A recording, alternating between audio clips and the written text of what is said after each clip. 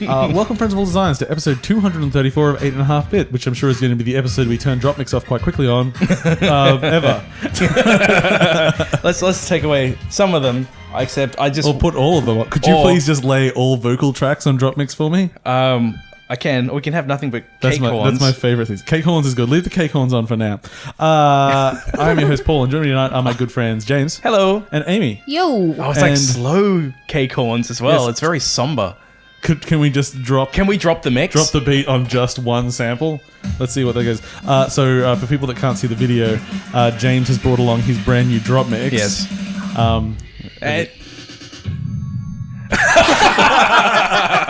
Oh man, I really should have hooked this up to the actual. Can we do that now? Well, not really. We don't have cables for it. No. I have to do it another time. So we'll just leave those haunting horns on as haunting cake horns. I don't like it. Why not? Did you like cake? Short skirt, long jacket. It's a sexy song. This one is cake as well.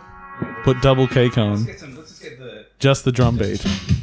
Okay, that'll have to turn this down a little bit because it does have a subby that goes straight on the table. Okay, now we got a drum beat. Now we got a drum beat. Now we got a rap. Come on, James, take this track. Oh, you seem to have dropped completely out again. Oh no.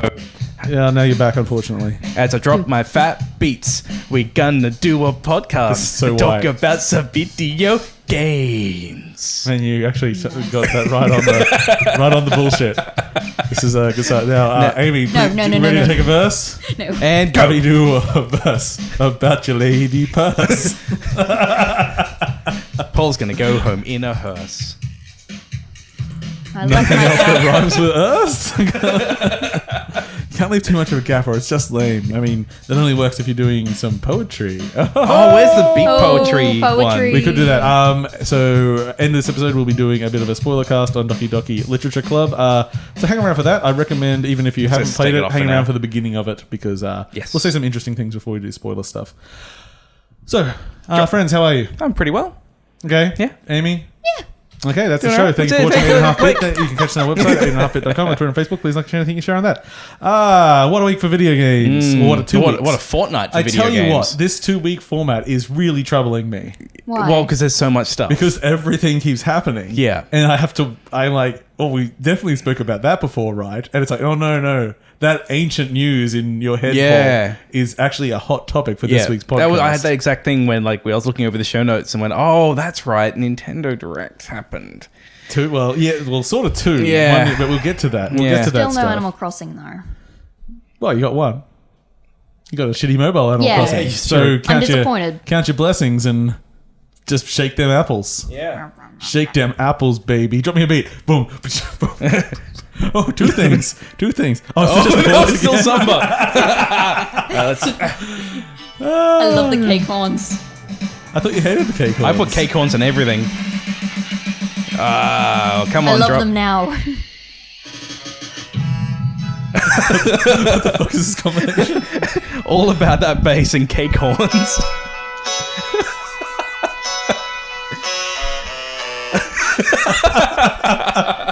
Oh, and they said there were no bad mixes. Oh, this is great. No, we've proved them right. This is amazing. This is fantastic. I mean, why fill out a soundtrack when my band's only 3 people? We could do something this minimalist. That would be good. I'd like it. I was trying to find some Skrillex. No. Too much filler. All right. Well, just throw random cards on as we go. Until I say enough. Okay, do we want to say anything about DropMix other than just demonstrating it exists? Okay, now we should talk about it.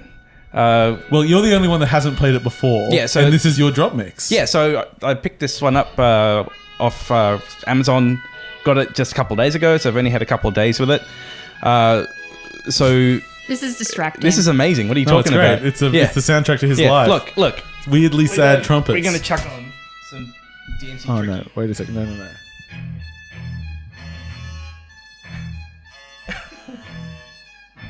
What do we do? So you can I can't. There's a trick to change it to minors. I can't. There we go. Now let's make it cheery. Okay, fabulous. Oh, okay. Yes. So it's very cool tech. This is so Oh wait, you've disappeared again. I have disappeared. Your mic cable seems to be a big bucket. Okay. Okay, now you're back. Yes. So this whole putting the card down on the thing and it just mixes. Let's just take our shitty mix. Oh, you've gone again. Okay, something is Do very you wrong want with to your borrow mic. my mic? Because I'm not speaking at the moment. No, let's persevere until if it breaks one more time, I'll cry. Okay. How am I? You there? Okay, cool. Like right now we have the guitars from All About That Bass, the horns from Short Skirt Long Jacket, and the guitars from Run DMC. It's Tricky. Just there. Did you take a second to work out which one was the band and which was the song? Yes. Yes.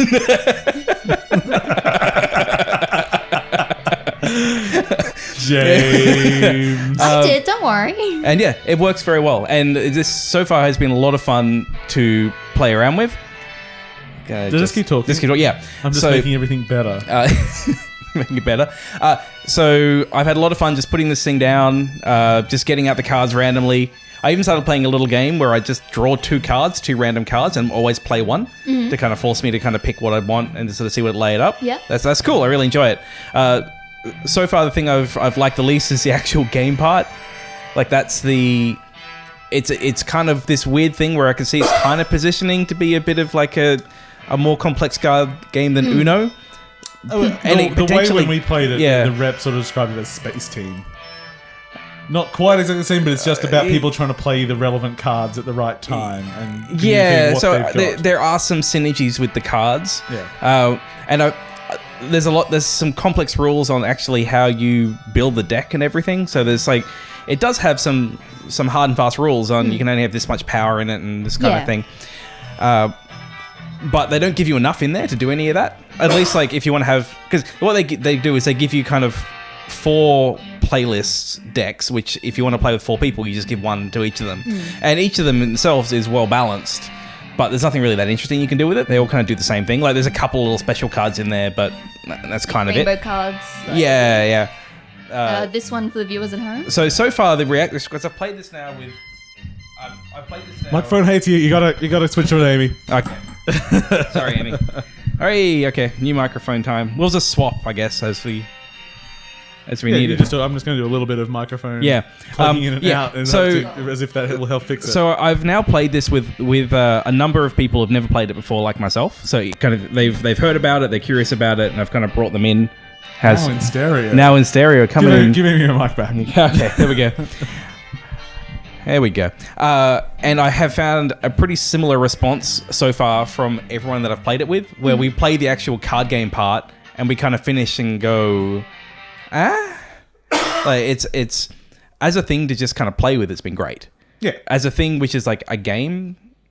Yeah, I think even the rep we were talking to was never like, this game is good. Yeah.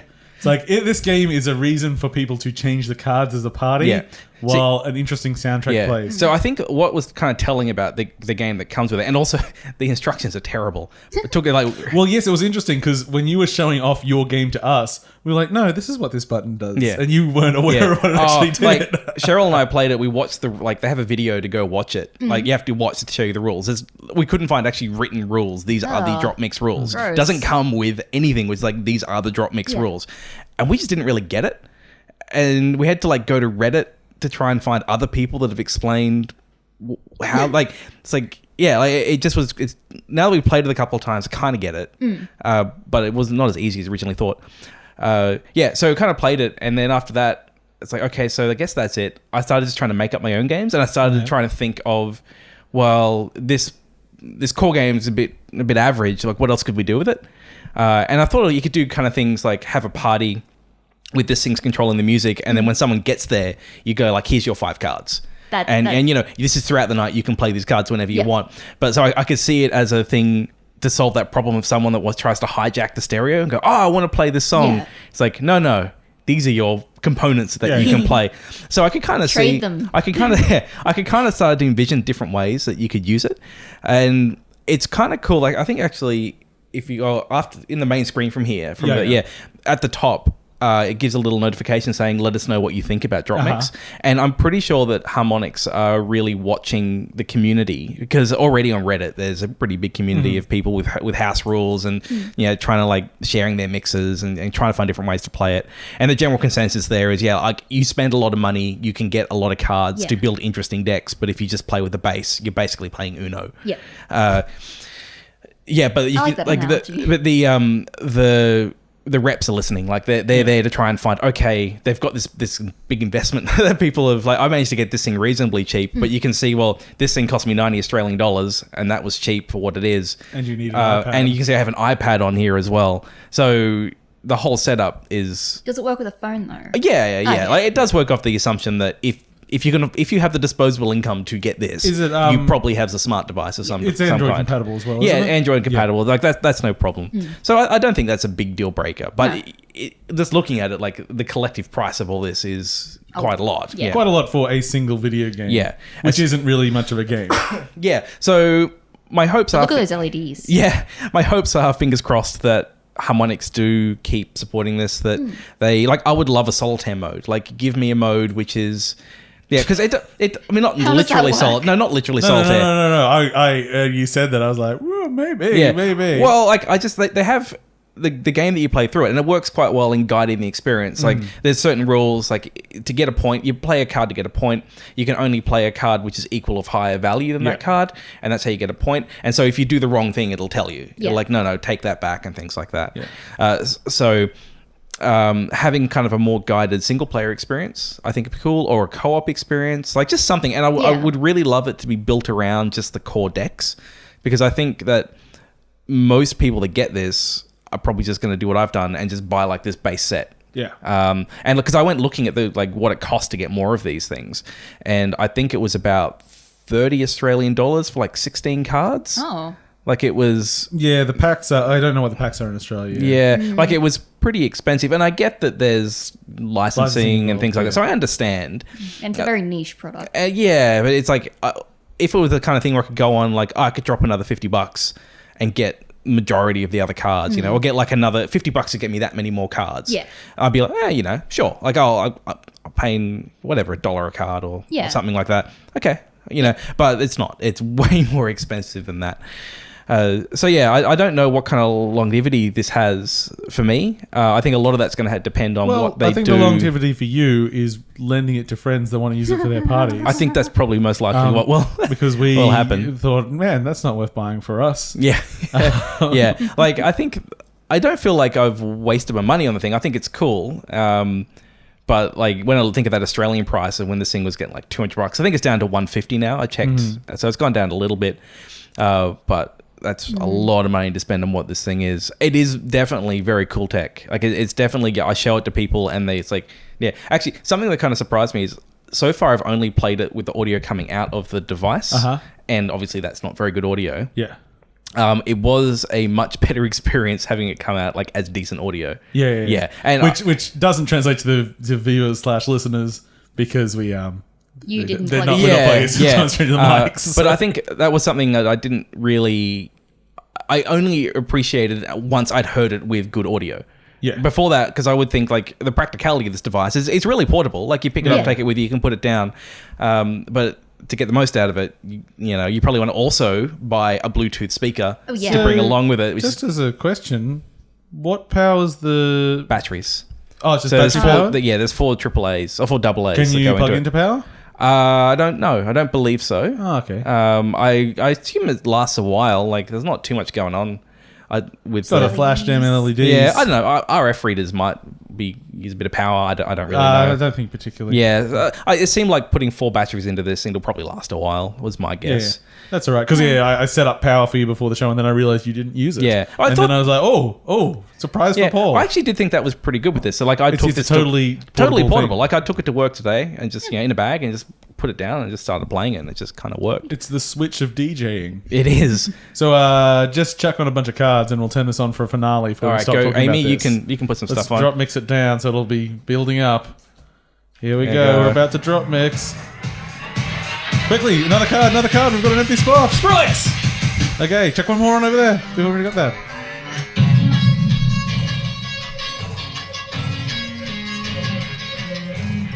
Another one of my favorite cards.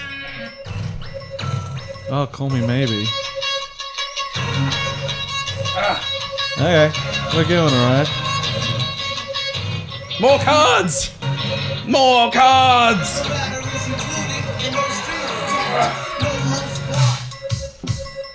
We're taken down from YouTube for copyright infringement. Yeah. Okay. So Yeah, yeah, take them all off. So that's Pretty good things there. That's Drop Mix. Yeah. yeah. Would So- I recommend buying one? Probably not. Yeah. Would I recommend borrowing one from James? Absolutely. Yeah. Hey, As long look. as you don't, If you've got kill it. disposable cash, it is a Like cool thing to James. have. I would definitely put this at a party. Yes. But I don't have just random disposable cash for something that's just silly to have at a Yeah. party. But if I was, yeah, sure, why not? Go Fair for there, it. James. Okay. Not silly. No, it's silly. I know that's silly, but we knew James would buy one because hello. You dropped $90 for it. That Sorry. dual income household with no kids and no mortgage. Okay, let's do some fun news. Yes. Before we can get to the really exciting news, which is the weirdest news. Okay, so this is just regular news. Oh, we should have used a Dropbox intro. Oh, if only they need to have Okay. the ABC news sting that we can play. Okay, the most exciting news of the last 2 weeks to some people. I'll say that about all these news stories. Cyberpunk 2077's Twitter account Yeah. finally did something after years of no activity, and it said the word beep. Yep. Yep, Really? that's it. That's it? all Oh. it's done. I was very sad about It was that. retweeted thousands and thousands of times. Everyone was very excited. That was fun.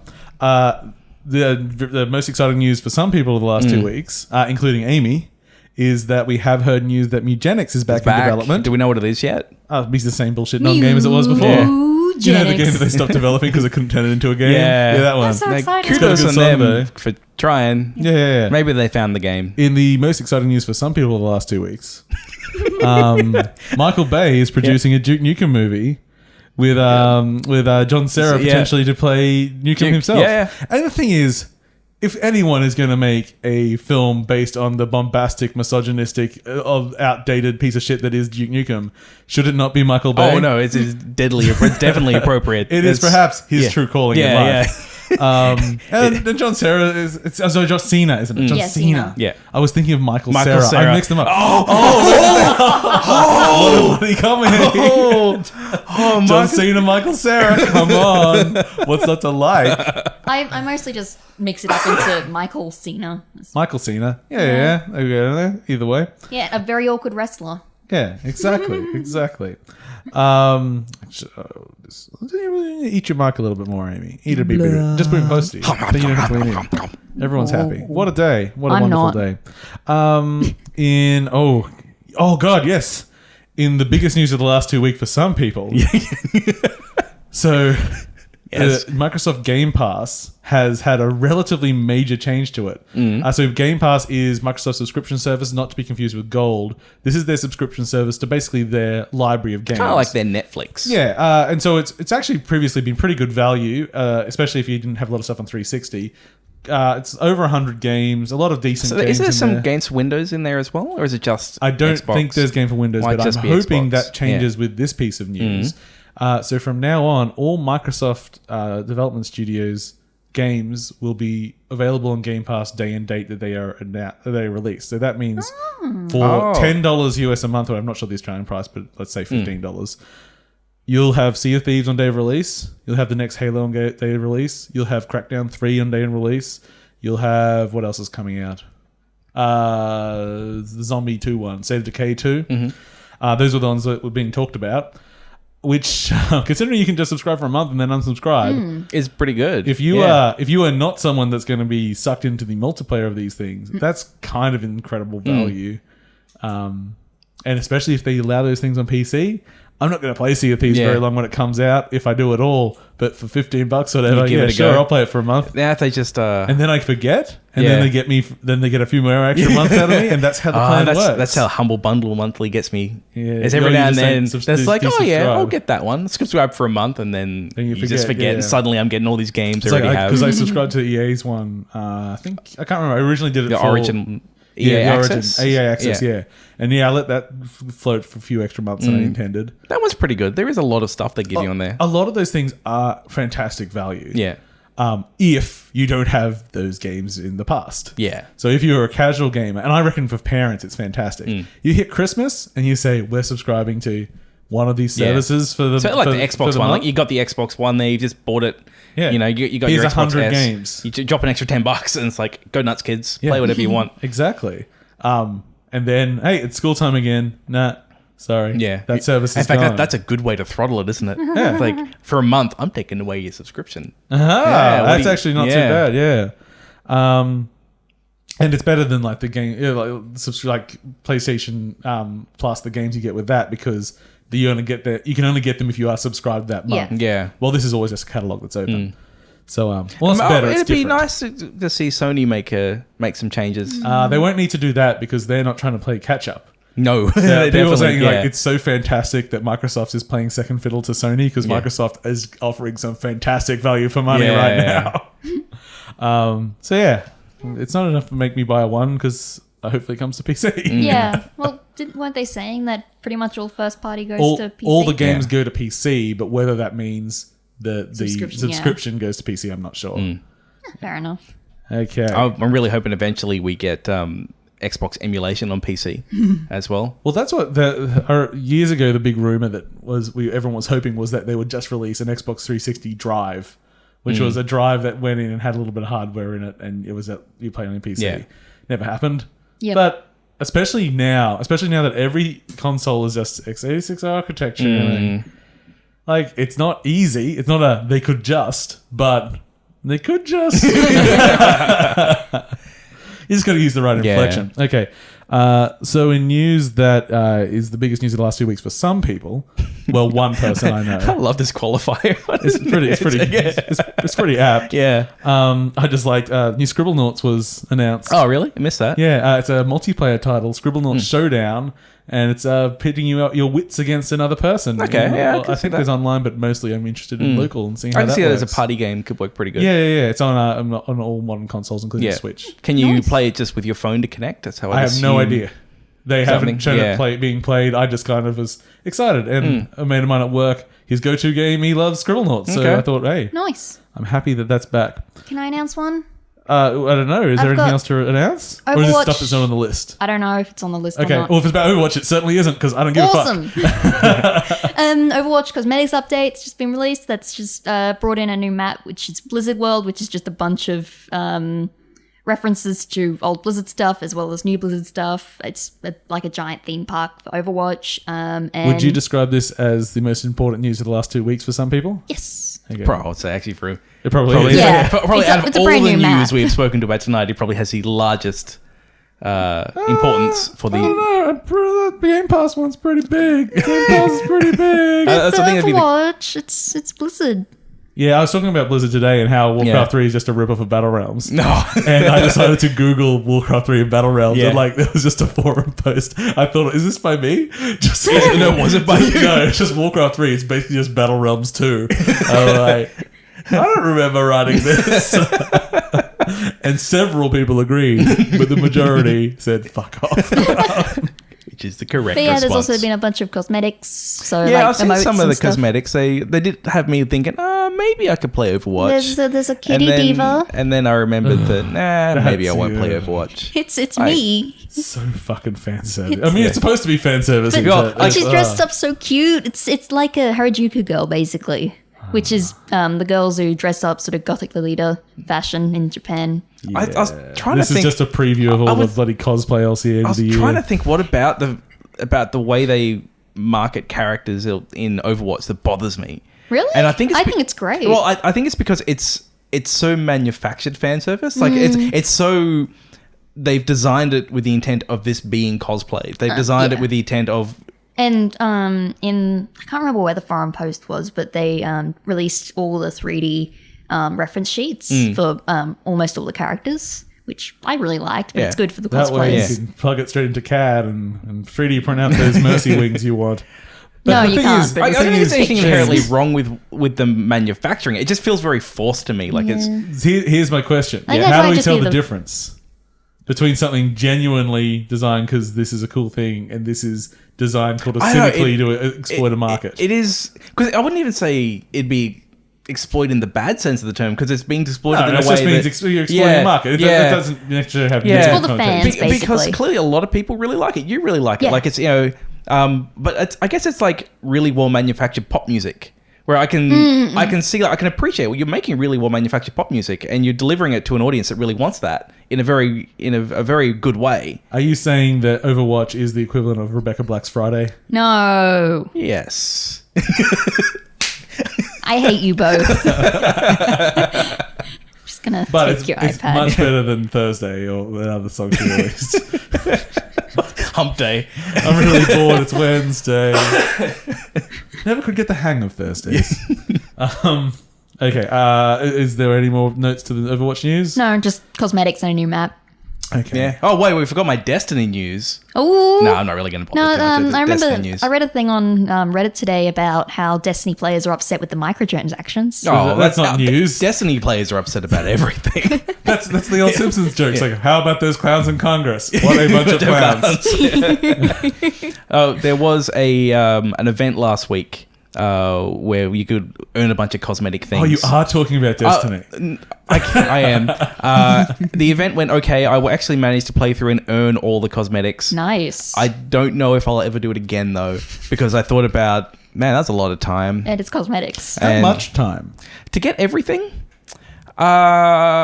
Actually, it'd be really good to know for sure. My guess would be somewhere around the 15-hour mark. So, Amy, next time that there's an event in Overwatch, how much time do you need to put in to unlock all the cosmetics? For free. Yeah, for free. This trick question. Why? I It's play a practically little impossible. bit more. Yeah. Yeah, it is. Yeah. But I play a little bit more. Yeah. But actually, I think that is a good comparison because there's a lot of negativity around the meta and in Destiny because 2. This was Paul's pro Destiny comment. Yeah, and legitimate. They have with this update, you can legitimately get all the stuff. And like I play a bit, but I'm not playing 100 hours, 200 hours. No, I think when you're saying sort of 15-hour mark sort of thing, that is acceptable for someone that is a dedicated but not insane player. Yeah. Can do that. Yes. I still wouldn't because I Yeah. will play for 3 hours and say, "Oh, I got a shoe." And I don't know if I'll do it again. Actually, what I liked was it's not too hard to get like this base set of 5 things, which is sort of like your outfit. And then each of the pieces you get has a set of challenges on it. So it's like you get all your pieces and they have the thing where you get them randomly, but after a while, you can just buy them for free. Or buy them with tokens. So it's like, it's random, but after a while, it's like, no, you can just After have a while, them. you can just have it, You've done it enough. You can just have it. And then once you've got it, then there's things like, oh, go get like 100 grenade kills or something. Or go do this strike with a certain amount of time remaining or whatever. Like there's just like some extra little challenges that you then get you to play the game in some different ways. And you get things. I thought it was a decent system. Like I didn't feel too grindy. I had fun. I don't know if I'll do it again. But at least this time round, I enjoyed it well enough. Yeah. Okay, so in the biggest news of the last 2 weeks for some people. Yes. Oh, sorry, I'll rephrase that. For the most annoying, least important fuck you news for everybody of the last 2 weeks. Yes. Rust is finally getting a 1.0 release. I thought you say Rust is about to get a Battlegrounds release. No. And why do I say those cruel comments I just said? Why? Allow me to read a statement. Okay. Please do not try to compare the game to some other finished game or idealized version you have in your head. Compare the game now to how it was when we entered early access. That's the delta that we feel qualifies us to leave early access. It's more that we're leaving prototyping and we're entering alpha. So not version 1. Yes, but they're raising the price. So that made me mad. I don't even. I have no buy-in to Rust. And I also remind everyone, Rust released 5 years ago. Really? I think early access 5 years ago. I think as a game developer, that makes me mad. Yes. Like that's just like you're breaking the social contract. That's not how this shit works. Yeah. You're not version 1. You're like 0.01. We've been making this kind of bullshit game for 5 years, and now get ready for a higher priced alpha. Yeah. Yes, that's not how it's supposed to work. So, fuck you. Yeah, maybe just finish your game. Yeah. Is there really an end to those type of games, like finishing them? Yeah. Well, so Subnautica is either released or is very soon releasing its 1.0. It's leaving early access, and it has It has basically a campaign you go through. It has a whole bunch of discrete areas. It has a progression through it. Now that isn't the same focus as Rust, but it basically has an image of what this game is, and this is what the complete game is. Think of it like with Astro Attack, right? Yeah. Like it's like here is the list of features we want to get in. Okay, This is our version 1. We're going to get this all done. Yep. Then it's So- done. You're like, what is there's this more. cosmetics. So Subnautica is already announced. They're doing an Arctic area now. Okay. So the game's not over. They're not Yeah. done developing it. But So kind of the just like original vision Minecraft. of what it is. Yeah, Yeah. you continue. So, but there is still a point where you can say like, the game now represents what it was supposed to be. Yeah. And we are now supporting it. There'll be 1.1, 1.2. Yeah. You don't go, we're going to get to like 0.1 and then decide this is our 1.0. Like, that's not cool. Like, just No. be disciplined and release a product you're proud of. Also, Rust doesn't seem like that ambitiously complicated. I don't understand.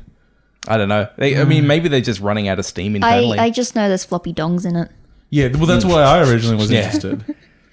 And then we tried to play, and we just it's couldn't. just We really- couldn't. We couldn't build anything tough enough to just not have all our shit stolen and be dead if we didn't live on the server. Yeah. So Yeah. Go off support we went. Astro Attack. That's the takeaway from this. Okay, I can't work out how to do this without breaking into bigger news. Should we just then break into bigger news? You mean we'll talk more about Destiny? No. Overwatch? I never mean that. Okay, so in the biggest news... The new I love the tease. Yeah. ooh, yes. there's been new figures announced by Sony, and I'm not sure if it's Sony, but No, they're it's being someone else. They look kind the of... Totaku ones. Yeah. They look like amiibos, but they're not. They look kind of not good quality. I don't know. I want the Crash There was Bandicoot one. There was a Bloodborne one where I'm like, ooh, that looks good from a distance. Yeah. When you squint. Yeah, well, we'll see. We'll Luckily, see. you squint all the time. I don't know what those images really represented, if they were supposed to be Yeah. products or just some Apparently, pipe they're going to dream. be in like EB Games, so we can check out how big they are from there. I guess. Okay. Yeah. Crash Bandicoot one. I want that. That's all. Crash Thanks. is orange. Okay. That's some He's news, a right? bandicoot. Some big news. Okay, so the biggest news of the last 2 weeks for some people, God of War has a release date. I thought you were going to do something else, but let's keep going. What do you think I was going to do? No, I can't talk about it now. God, yeah, there's God of War 4. It's been announced. The date. Story trailer. Actually, Yeah. the story looked really cool. I'm really maybe keen more interested on in it. it. What's the release date? It's April sometime, 20th of April or something. My birthday's on the 23rd. Wait, That's not how you say that date. it's 420. It's 420! What? I don't. But Drug jokes. Yeah. in more important 420 news, Nintendo are releasing something on 420 for $69 US. The most wonderful combination of numbers ever known by Yeah. man. And of course, in creating this product, I'm sure there there were was- a lot of 420 involved. Yeah, I think so. So last week, we had the surprise announcement of The something joy. for kids. Yeah. Something for kids Something- and kids at heart. And that caused a lot of speculation because that was said about a day before the announcement. What could it be? A lot of people, just something amiibo based or, Yeah. just all the pipe dreams. And it was nobody's pipe dream because Nintendo did what Nintendo does best sometimes and throws a spanner in the works. Nintendo was a toy company. Yes, they released some cardboard called the Labo.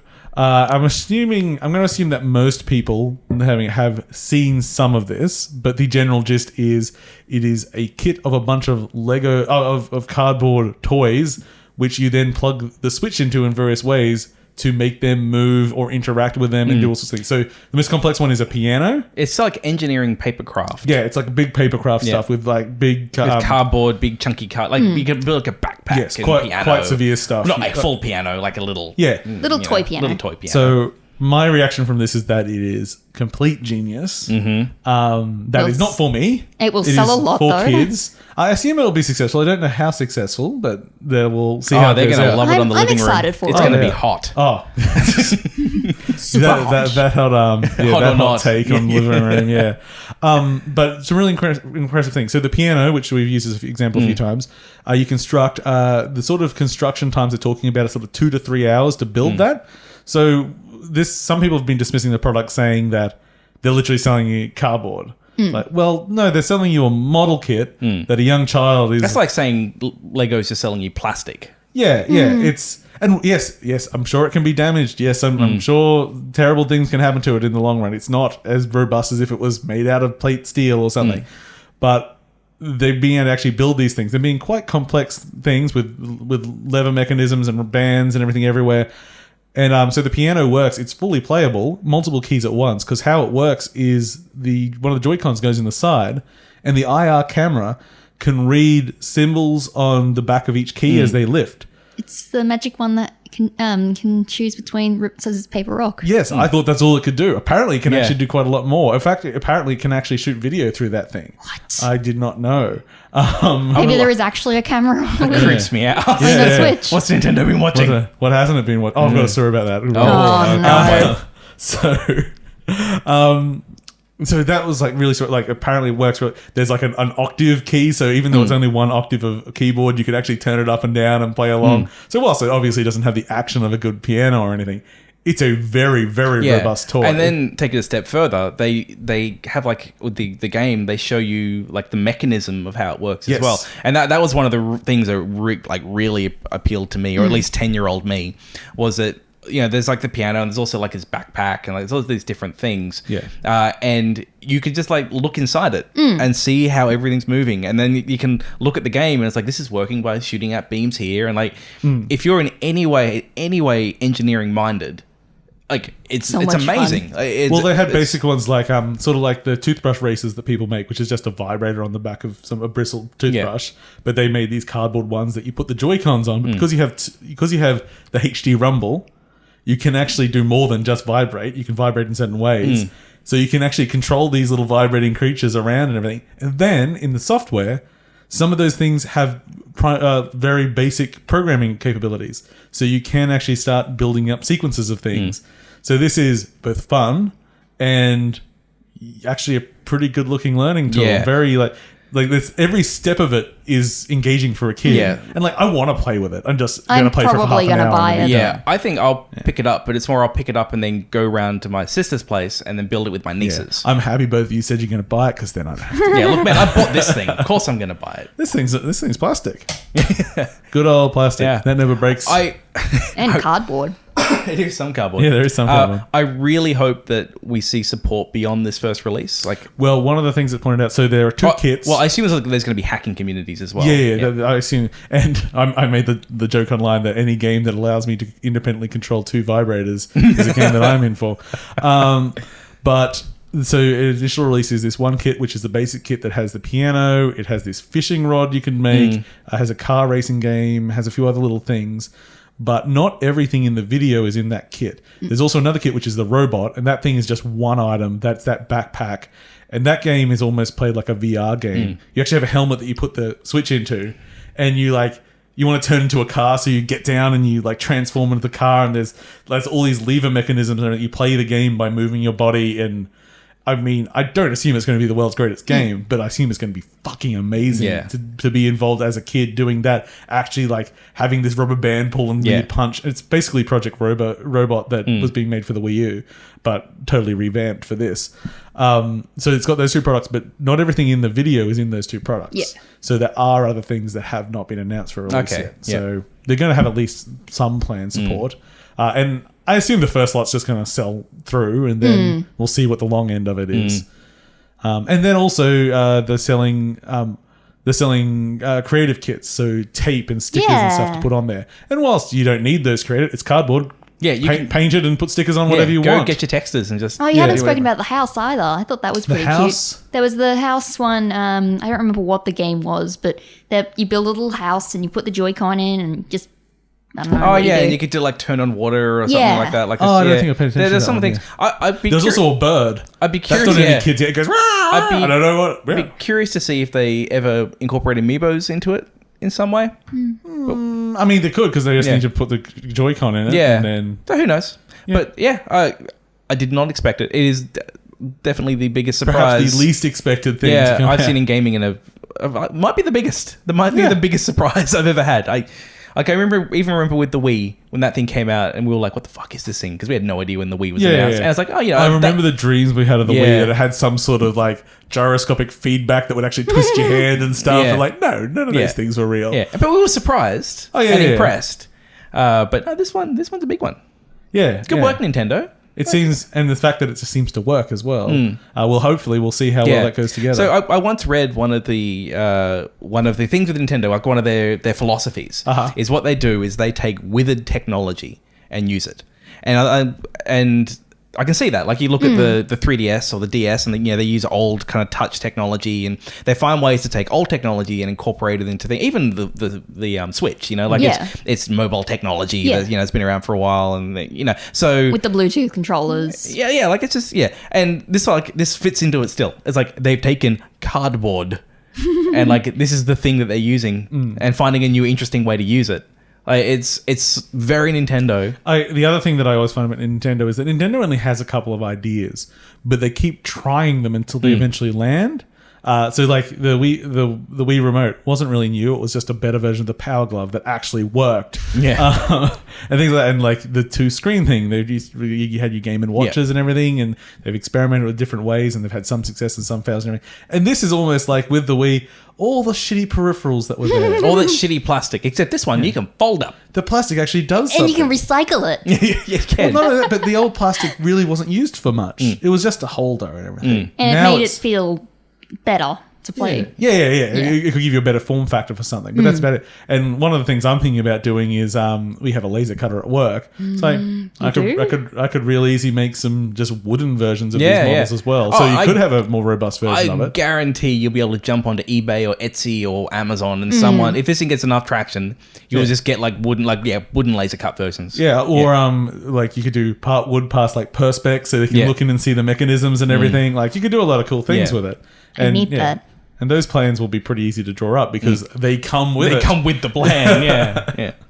So that'd be cool. Yeah, really, really interesting and exciting. Yeah, so for sure. $420, $69 US. But in Australia, that means $200. No. It's $100 for the base one and $120 for the robot, I think. Something around those lines. But they came with the game as well. Yeah, it comes with software. So the cardboard itself isn't.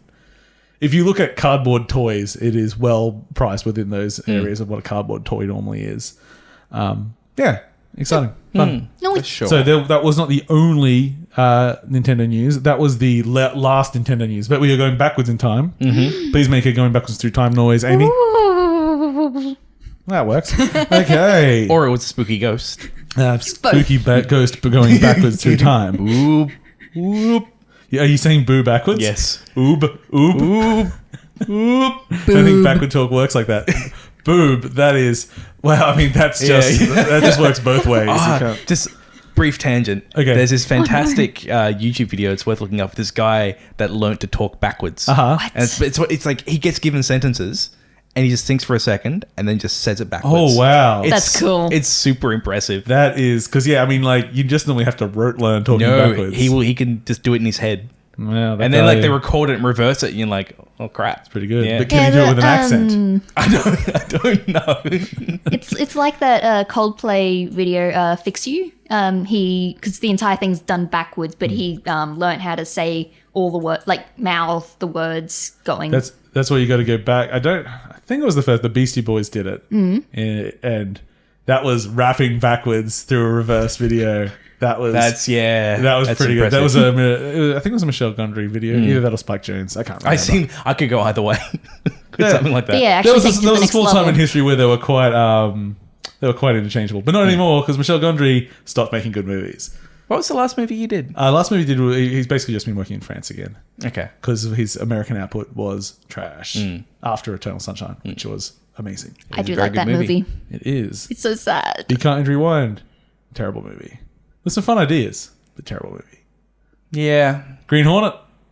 Terrible movie. Terrible ideas. Oh, I enjoy the Green Hornet. You can do that. You can enjoy what you want. It's just in like the contrast to like Eternal Sunshine. They're different leagues. Didn't quite have the same spirit. No, but it's an enjoyable movie. Was it? Judgy pants. What do I watch recently? I don't think I've been on the show since I watched The Shape of Water. Any that was good? Yeah, I've heard really it's nice. Good. Yeah. I described it as if Corot had directed Amélie instead of Genet. It's Corot. Corot and Genet did City of Lost Children and Delicatessen together. Oh, okay. So then they split apart, and John Yeah. Ed made an Amelie, but Caro continued to have sort of that dark look to his Yeah. films. So if you... Okay. Yeah. We got a 4K smart TV the other day, and Doctor Strange looks amazing on it. Green Hornet's But better. are you watching it in 4K? It just looks amazing generally. It just looks amazing generally, but everything just looks smoother for some reason. Oh no, that might be a bad thing if it's smoother. You don't have smoothing turned on, do you? No, Oh. as in smoother, as in all the actions for some reason. It's very weird. That sounds like smoothing. I don't know what it is, It might be. Yeah, that But would, it's very That nice. would make me angry if I saw it. but it makes me feel really cool. Oh, I'm going to come by. I'm going to tell people they're watching things wrong. Turn off the interpolation. Yeah. You're watching things wrong. If you're interpolating frames, then you ain't no friend of mine. I want 24 seconds and no more. But I want 60. No, you. We shot at 10 frame, and that was good enough for me. Gross.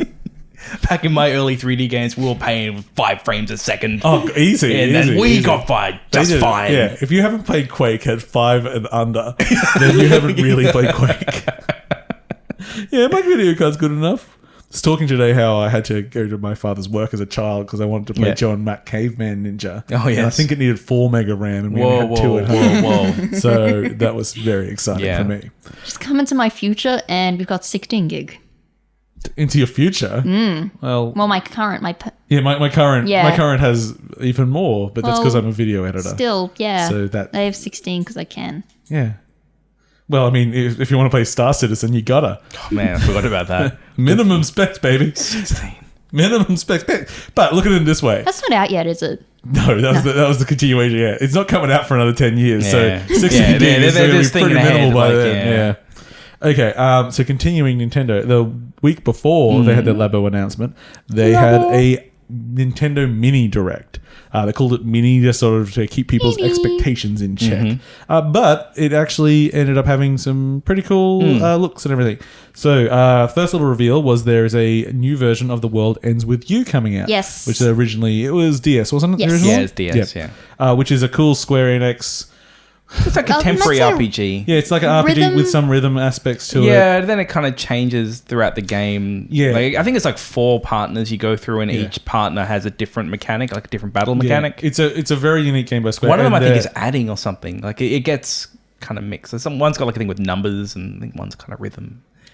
I don't know. It's been a long time since I played it. One's got spelling, one's got numbers, Yeah. one's got rhythm. Oh, no. One's School. got Spirit of the Heart. Yes, that's what I was thinking. Spirit, yeah. But they're also adding another chapter to it. Cool. So it's got new content as well as the original content. Nice. There's Pokken Tournament DLC. They showed off a bit more of Kirby Star Allies, which I mean looks just like a decent Kirby game. There was Kirby's something good. exciting about that. I'll probably do it. Switch is getting a definitive version of Hyrule Warriors. Yeah. Then the first sort of new thing that I was like, oh, they had the new Mario Tennis game. Look good. Yeah, and while that doesn't necessarily excite me, they did point out that it does have single player campaign, and whenever they go a little bit further with their sports games, that's when I tend to get into them. So it looked nice, and if it's got that single player content, I'm interested. Nice. It's been a long time since I had a good tennis game. Virtua It Tennis has been. 2 was a long time That ago. was a long time ago. Yeah, so I'm keen on that. Yeah, see that.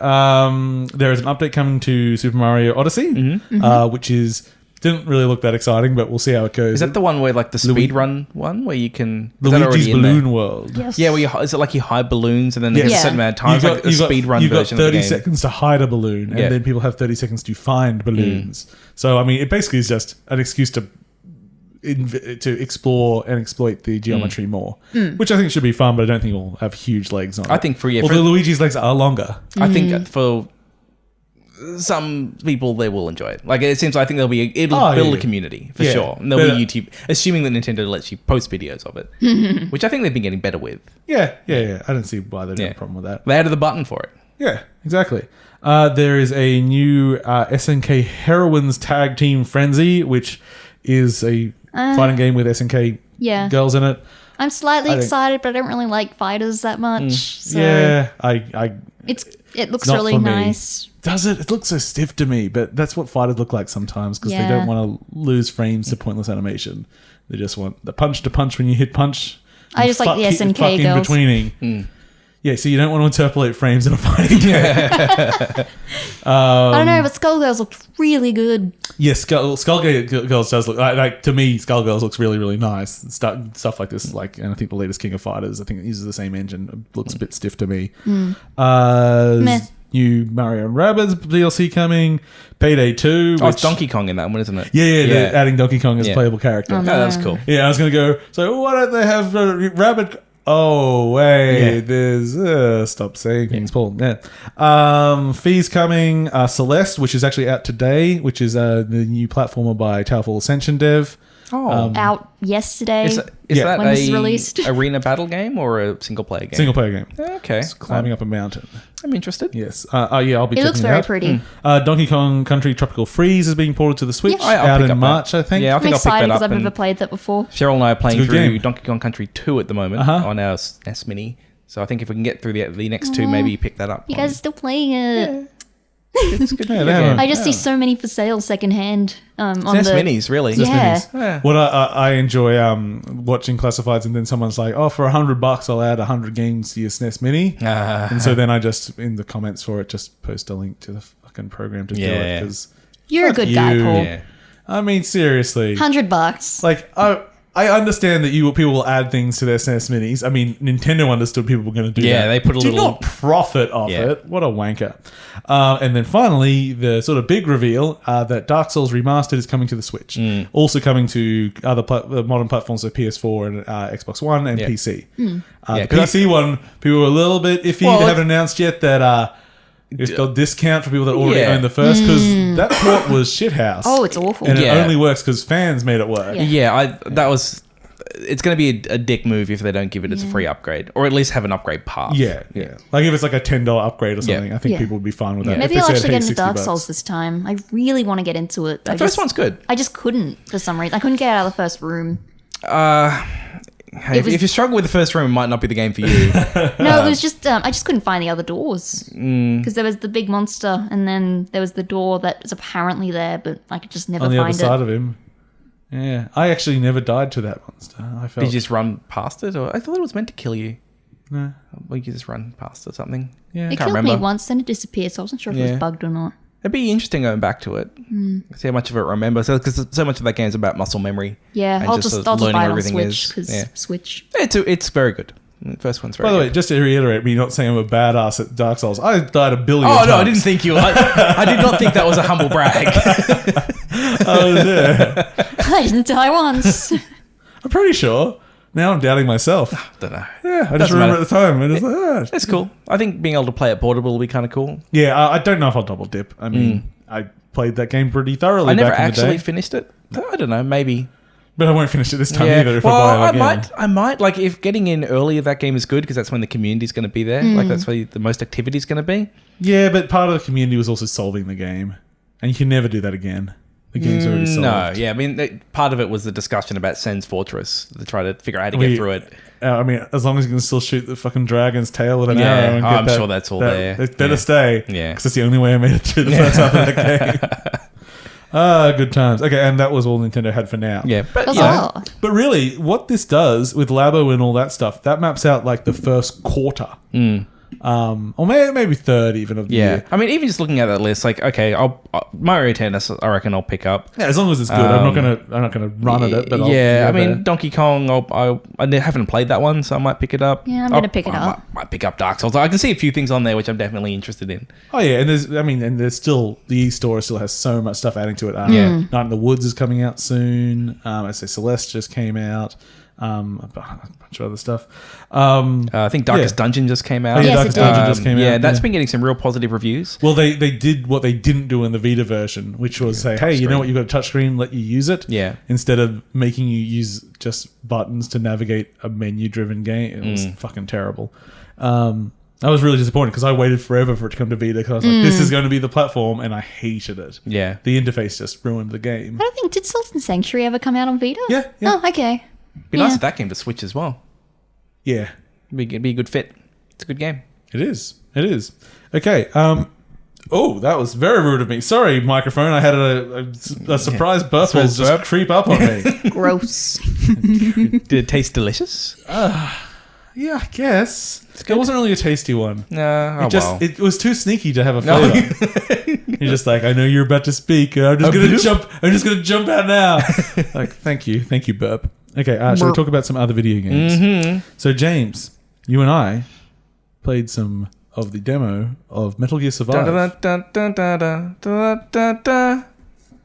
Is not a sound I think I heard. Yeah, I was thinking that. I don't remember hearing that, but I don't know if I had the sound on at the very beginning, so maybe. There wasn't actually that much of that. So Metal Gear Survive had a little, I suppose, beta. Yeah, just sort of open stress beta. test up. Yeah, had a couple of levels in there to play. I am now, I have a better idea of what the game is, which is not very impressive as far as I'm concerned, but still kind of fun to play.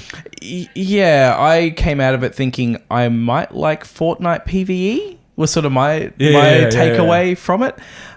So off the bat, it's not Metal Gear in any way, shape, or form. And I think surprisingly, it has things from Metal Gear. It's got the engine and it's got many art assets. It has the basic movement and combat of Metal Gear. It does have some stealth in there. Like there's parts of the levels which you are better off taking with stealth than anything else. I must ask though, is Snake in the game? Nope. No, he won't be in the game. No. You're in a different universe. Yeah. So the idea is that at the start of Metal Gear Solid 5, why would that be an excuse to disqualify anything? When Mother Base explodes, some number of soldiers get sucked into a parallel dimension. Okay. That's kind of it. Okay. And they are in this parallel dimension trying to survive. And there's it's like a desert world, which works because most of Metal Gear was set in the desert. Metal Gear Solid 5. And it's like there's wreckage and things around. Yeah. And there's always these weird, like, headless zombies with these actually kind of cool crystals instead of heads. Nice. Which are kind of good because you can know what to aim for and you shoot the crystal. And because it was confusing when it was a head. Sorry? It's like, why is that any easier to aim at? Well, it's just like it really sticks. Like it's bright. Like it's like this big bright crystal that kind of there. I thought it was kind of okay. It's kind of cool. I don't think it's bad. I just don't see it any more clear than a head. It's like House of the Dead 2, where it's like, where do you shoot this clear it's like thing with a big glowing heart? The big red thing to aim for. So it's broken into two phases. It's like you're basically waiting for a drill to start. So this is multiplayer. Yeah, it's multiplayer. So I think it's 4 players like versus this horde. Yeah. You get some amount of time to prepare. While you're doing that, you can run around, collect materials. You then use materials to craft things like fences and turrets and traps and things like that. You then put all these things down. Yep. Then it goes to the horde phase, and then you fight them off. Oh, okay. And then you repeat. In each of these survive sections, they give you a little submission. So it's like, hey, go over here and get these resources and you might get your ammo back. Or go over here and there'll be like a walker you can get into. Yeah. The problem I had is it was the same every time. I don't know if that's just because of the beta. I really hope that in this full thing there's a lot more variety in the missions. Yeah, it was a big worry. So I first just jumped in solo because I couldn't work out with the interface how to play with other people. It's a very strange interface. Yeah. It's almost like being in the Animus. You're bit, walking in this sort of virtual world and you have to go and walk to somewhere to say, okay, I'm going to try and group up with people now. And well, actually, you go to the mission select and then they join your game and they can shoot you. You can like yes. In the preparation area in that virtual world, everyone just sits there shooting at each other, which can be a good way to try stuff out. Which is a way to try stuff out. But it was fun. You didn't get any penalty for it. And you've got infinite ammo in that area, so it's fine. But yeah, it was just it was not readable. I had to ask James how to get other people into my game. But yeah, I played it single and I died because I didn't know. That was the first thing I did as well. I'm like, well, that's not how you meant to play it. And then I went in with a group of people, and they'd played a few rounds before me. They're all leveled up a little bit, showing that they all had guns. And I'm like, I've got 2 bullets left in this pistol. You want to get that bow? Yeah, I've only got that. But so I went in with them and. Of course, the map's the same because it's the same mission. And the enemy placement is the same. And you walk around and the loot is the same. And you start the drill and the same enemies come in from the same directions in the same place. There's so many elements of these that would have been easy to randomize. Yeah, and that's where I don't know if it's just the beta or if the full game will actually have some variety in it. One of the things I thought was really weird is between rounds, it takes away your defenses that you put up. I actually didn't notice that. Yeah, I noticed that. It was like, why did all our fences disappear after the round? Like, it seems very strange choice. I had fun with it. Yeah. it wasn't hard. The enemies weren't interesting to fight Yeah. because they're zombies. So they walk in a straight line, and then if you get close to them, they walk towards you. Yeah, I liked once I got the bow. I thought that I just really enjoyed bows in games. It's like my favorite weapon to have in a game. So I enjoyed that. I got in a walker and I just smoked all of them, and I got second rank despite the fact I didn't know how to play, just because I was in a walker and I could shoot everything. I liked stuff like you could put up chain link fences and then have a spear, and it made a lot of sense that the spear would go through it. So that was it had nice little touches, and I enjoyed what I played. But I could just see after I've played it 5 times, I've probably played about 5 rounds. I did find as I got further, I started discovering little synergies between things. Like if you put down a chain link fence, that means the zombie's going to come up and kind of like crawl over them. Yeah. But if you put it against some dry grass, while they're climbing, you can shoot a fire arrow into the grass and it lights on fire, and then you do fire damage to them. Yeah. So it had little things that I was discovering, a little bit Breath of the Wild almost, where I was like, oh, cool, I can use the environment to do this and stuff like that. So there might be something there. I'm going to give it the benefit of the doubt and assume there's going to be a lot more variety in the full product. I don't necessarily think that the missions will be varied, but I think there might just be a lot of missions. Yeah. And but also what I see is I just see a treadmill. I just see a loot treadmill that they are going to say, oh, you want to do that mission? Well, you better get this gear. You want that gear? Well, you better buy some Konami dollars. Well, that's what I believe it's going to be a full price game. Yeah. I'd like because I like loot systems. Yeah. If it's built around a loot system which is not monetized, that can work fine. Because as a system mechanic, I like it. Let us remind, this But is Konami. it's Konami, so yeah. Pachinko. Yeah. Oh my god, what if it's actual pachinko machine to get your loot box? Fuck. It's loot pachinko machines. Maybe. It might just literally be that. It's the way you get to play the Metal Gear pachinko machine. You have to play it in-game with real money. That'd be good. That'd be sad. It'd make me sad. One of the things that real surprised me, I didn't notice until I think Cheryl pointed it out. There's no fan service in this game. I remember Metal Gear Online, they'd be like, you get snake skin and things like that. They went you have some thing. You want to go Grey Fox? Yeah, sure. You can have a Grey Fox thing. This thing, nah.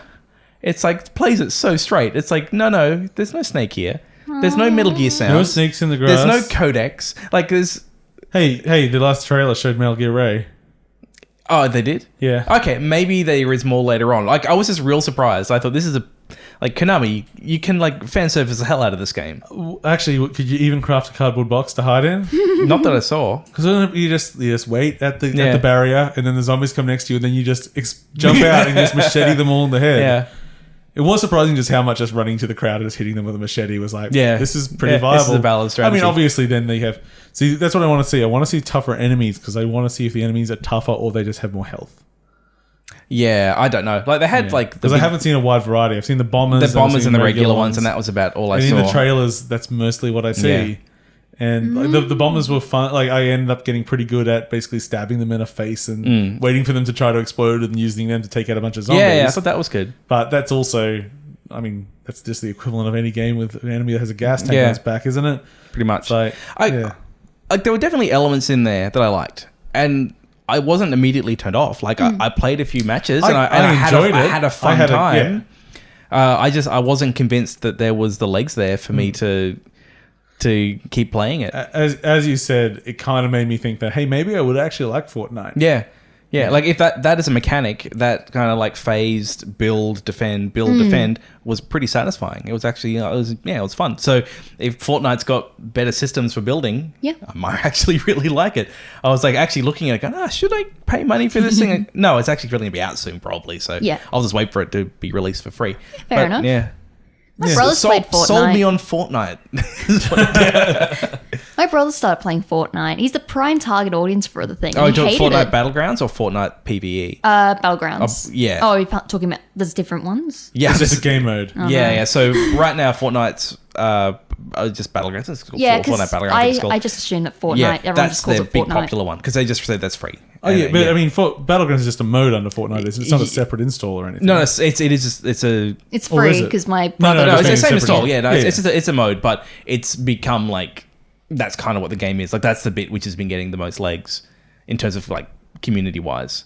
So I kind of feel how many legs? 4,000. billion. This man is over gassed.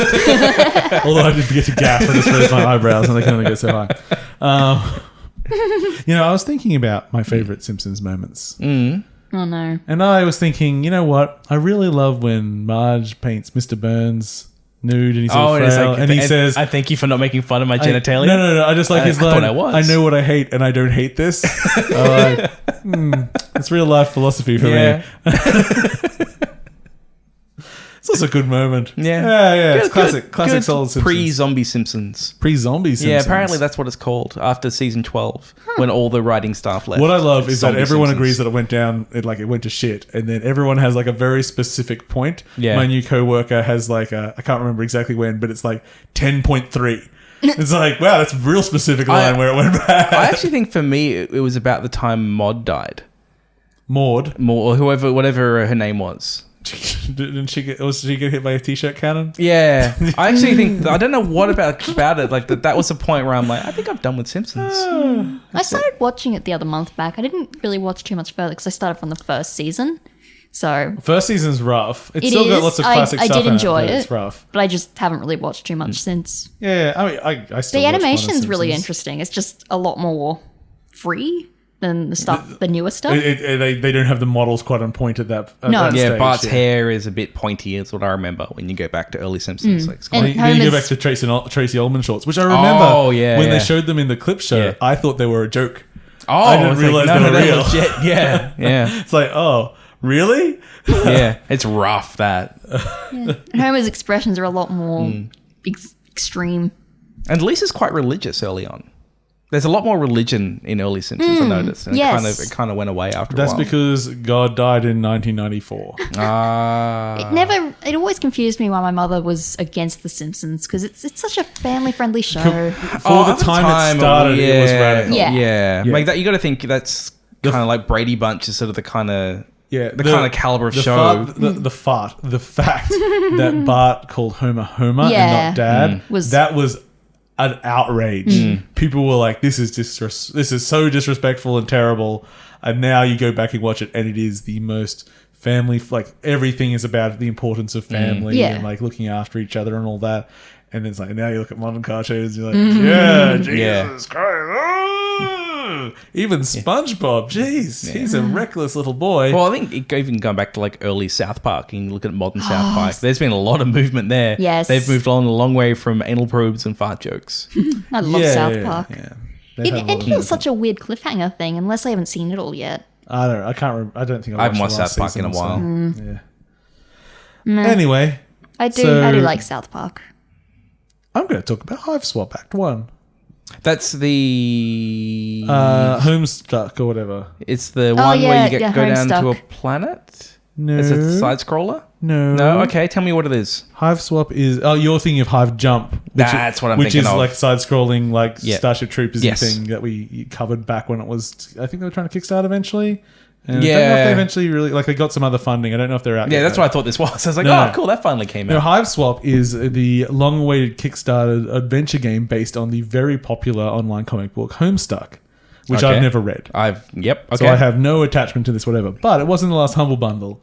I'm like, hey, this has got like very positive reviews. It's an adventure game. I love adventure yeah, games. this sounds like it's a perfect match for Paul. Okay, so it turns out that people will put very positive on a Steam review if they're just a sucker for the media and they know nothing about adventure games because this game is absolute fucking trash. Are you saying that most people are terrible critics, Paul? Yeah. So I don't know how to count its sins. It has very, very detailed art in the environment. Nothing to differentiate what's an interactive item and what's not, of course. But they'll do things like they'll have a bedroom scene and you're on one side of the screen and I'll walk off the other side of the screen that just says exit there. And then when I go to the other side, the actual art from the previous screen is continue. It's still there. It's actually one long scene, but for some reason, I suppose just an engine problem. They Even though segmented there it. is scrolling, but they can only scroll so far. So there's like, oh, okay, but this item that you can see on one screen you can interact with, but you can't interact with the other screen. You can see the same item. I'm like, what is going on? Here's the worst one. You'll say, okay, I'm going to walk off this screen, and then they'll like break the 180 room with cameras, so the camera will face the other direction. So say there's this one scene where you're coming down a corridor, and say if you want to go down the stairs that side, you've got to come down the corridor to the other direction. No. Then the camera flips, and then you can click on going down the other direction.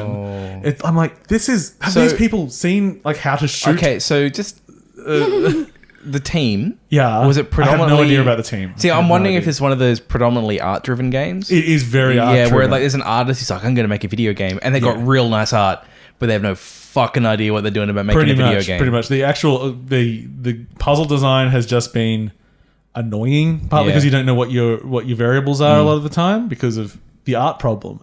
So yeah, it looks good. I don't actually know if I like the animation style, but for what it is, it's well animated. The backgrounds look great. But this was being made for a long time. This is Act 1, and it's apparently about 2 hours long. Like, this is where you start. Like, you've got a lot to learn from this point. This is not maybe they will. Hopefully, maybe the good thing about this being Act 1 is that there's It's room. not the whole game. Yeah, there's room for them to get better. Yeah, hopefully. Yeah, I was really surprised because I did not expect it to be the world's greatest adventure game. But you expected it to. Well, especially be when a you're competent adventure game. Yeah, your other contemporaries, your Paradigm, your Thimbleweed Park, stuff like that, which are very, very solid. And those are both sort of old school a bit. If you just start taking like new school stuff for the way your hint systems can go in and even just like holding down buttons to highlight items and stuff like that. Yeah. Quality of life things that if they were there, they weren't made obvious to me. Christ, even though I'll just briefly mention it now, like I've been playing Tesla Effect. Yeah. And that came This is out, the latest Tex Murphy game. I just finally got around to playing it. I've been really enjoying it actually. But I mean that was out a couple of years ago. Yes. And that was it's got the hint system in there, but that hint system is just taken from 10 years ago. Yeah. Like it's still just like these are things which have been solved for a long time. I mean, maybe this person just wasn't a adventure game fan, but they decided to make one, and so they just don't know modern conventions. And maybe. I had some rough words to say about that game, and I stand by them. Tesla Effect's real good. Tesla Effect is a good game. Yeah, yes. I enjoyed it. It really captured the style of the original. It really does, even down to one of the puzzles I just solved was just looking through the environment to find 9 baseball cards. Nice. That was just one of the things you had to do. And it sounds boring and it sounds dumb, but it's very reminiscent of the kind of stuff you actually did. Like they give you an environment and then just say, go look at it. Go have a look around this 3D environment and find some things. But the great thing is because of that hint system, when I can only find 6 of the 9, I just go, I'll just tell me where it is, please. Because let's face it, this isn't really a brain teaser. This is not why I'm here. Or when there's the puzzle, which is just a memory game, which I think that's what the first big puzzle. It's just remember the dots. Like I can just hit the skip button and it says, "Oh, you lost points," and I go, Okay. I don't care about points. I'm not here for your game. points. Yeah, I've never been a score chaser in adventure games. Yeah, I don't know how this game would go with people who aren't Tex fans though. Yeah, I don't really think it's for them. Yeah, it was definitely fan service for us. Yeah, but it's good because it's fan service, but in a way that it's just very. We should give it to Amy and find out. Yeah, it's fan service in a way that's very honest to its source material. So I don't know who Tex Murphy is. He's a detective. Yeah, he's a detective. He's down on his luck. Yeah, it's set in post-apocalyptic San Francisco. Yep. Where Tex Murphy is an out-of-time PI. Like he's the kind of your gumshoe from 1950s kind of thing. And it's like he basically is just that kind of PI, but in a post-apocalyptic city. When he lives in the mutant part of town, this wealthy part of town, but it's all done through. He also does dance lessons. He also does dance lessons, so it's kind of like a comedy adventure game, and a lot of it's carried by Chris Jones, the guy who plays Tex, because there's a lot of full motion video in it. Like it's basically half movie. Okay, and he's also the lead developer. Yeah, and he's. Although was he the lead developer? Because he's on the team. I don't know if he was the lead developer of the project. I don't know on this one. He's certainly the figurehead of the company. Yeah, and it's real good to see because we mentioned. Space Venture last week, the kind of the Space Quest team's follow up, and you've seen this a few times at Kickstarters where you get people that do what did we call them? They were like Nostalgia starters. Yeah. where it's from like 20, 25 years ago. They're like, oh, I haven't made a game in a while, but I'm going to get in on this Yeah, nostalgia. like ukulele. Yeah. And you see a lot of them like Space Venture, where it's like, yeah, you haven't made a game in like 25 years. It's good to see with Big Finish games that, no, they can clearly still deliver. Like Hey, they were making some quality hidden object games. They were. They really were. Which, because my wife like hidden object games, I got them for it. I actually would love them to do hidden object games, actually. I think they'd be totally down for that. Just have like more Chris Jones playing Tex Murphy. Oh, in universe? Yeah. I would play a Tex Murphy hidden object game for sure. Yeah. That'd be great. Let's kickstart. Because that's half the game anyway. Yeah, exactly. Go find your baseball cards and listen to the jokes. So it's not the first Tex Murphy game because there are original like sort of classic adventures. There was Martian Memorandum and Mean Streets was first, I think. Yeah, Mean Streets and Martian Memorandum. I think that's the order. And then the one that sort of made them big was a game called Under a Killing Moon, which came on 7 CDs. Yeah. Because it was all FMV heavy. So you would explore the environment in first person in this weird 3D engine, and then you would click on things and FMV videos would play. And it was one of those things that just, especially in my social group, just exploded out. Just playing the demo, like, oh, you can click on the basketball, and then it shows him jumping up and trying to shoot a basket, and he slams against the wall because the game recognizes that the basketball hoop's actually a flat stripe on a wall, so he just slams against it and then just slides off like a cartoon character. And like, man, we were probably like 12 at the time. Probably or something. about that, yeah. Totally pitched for us. Yeah, but I have to say, I went back and played it probably about 6 or 7 years ago. I played it like 2 years ago, and it holds up fine. Yeah, like, I thought it was really good. Yeah, like I think for the time when the FMV, there was a lot of FMV games, and a lot of them were terrible. It had good writing, it had good puzzles, had a good engine that still looks all right today. It just hit all the right beats. Okay. It's actually just legitimately. I put it in a classic kind of thing because I think it is fairly timeless. This one captures it perfectly. It's really weird at the moment. They're doing a fan remake of. Is it? I think it might be Martian Memorandum. Well, Overseer was a remake. I think it was a remake of the first one, which would have been Martian Memorandum, I think. And this might be a remake of anyway something. Yeah. Just assign one and I'll play it. It doesn't matter. It's a fan game, but Chris Jones is still in it playing Tex Murphy. I mean, like, they're totally on board. They're just not making it themselves. Yeah, they're just not paying for it. Yeah, it's great. It's like they seem perfectly happy for someone else to make another Tex Murphy game. Because I think to actually make them not expensive. Because it's really like there's an environment and there's no people in it, there's no animation. You just need some green screens. And man, those green screens are terrible sometimes. But that's part of what's great. That's great. Yeah. It's like, because there's a lot of mutated people and there's some aliens and stuff in the series. But the mutated people just be like, yeah, we got some peanut paste and like smeared it on half their face. And here's like a plastic eyeball hanging off the side. Nice. That'll do. Yeah. That's great. Yeah. It's very charming. They've got a lot of the original cast in Tesla Effect as well. So it's really cool seeing these characters, which I really liked from back in Under Killing Moon. They're all still there. Like, there's the same actors. It's great. I talked more about that than I was expecting. It's a good game. Yeah, it is really enjoying it. Another game that James and I have been playing was James came over on the weekend and we had a little go of a game called Inversus, which I'd been meaning to. Yeah, this game surprised me. Yeah, it was a game that I wanted to play for a while. I didn't think it would have legs, but it ended up having a lot of legs. It's too many legs. No, I think it had just the right amount of legs. Yeah, it had perfect amount of legs. I think by the time we played through all the levels, we're like, I'm kind of done, but I'll come back. And I want to play 2v2. And I think we played it for a good chunk of time. It's hard to hour, couple of hours. It's a versus game where one side, and we just do 1v1, but you can do 2v2 as well. One side is black and one side is white. If you're white, you can move on black tiles. If you're black, you can move on white tiles. And you can shoot in 4 directions, and the direction you shoot, any tile that your bullet goes over will turn to your color. So it's kind of like we sort of likened it to what modern Bomberman would be if Bomberman was done right. Yeah. Because the whole game is you're shooting not just to attack the other person, but also for map control. Yeah, you're kind of claiming territory. Yeah, so like James could be running to get somewhere and I might not shoot for him. I might cut off his area of escape. Yep. And then he has to shoot again, which wastes a bullet because bullets have, they regenerate, but you only have 6 at once by default. And they take a while to regenerate. Yeah. So if you fire off your bullets, you're totally helpless. And if you don't have anywhere to run because the other person's blocked you off, you're dead. And we found like a parry system in there as well. There's the power-ups where you can see the power-ups spawning in, but they only spawn on the color that they are. Yeah. So if you can claim the territory before the power-up spawns, you get the power-up. But then if you shoot the power-up after it spawns, you'll destroy it. Yeah. So it worked. It worked well. So it was one of those, and each map, it just sort of has, geometric shapes as maps. And you'd think, okay, I get the concept of this. And this is just random battlefields to play on. But what we found was each battlefield totally changed the strategies we were using. And one of the weirder effects they do is they'll take...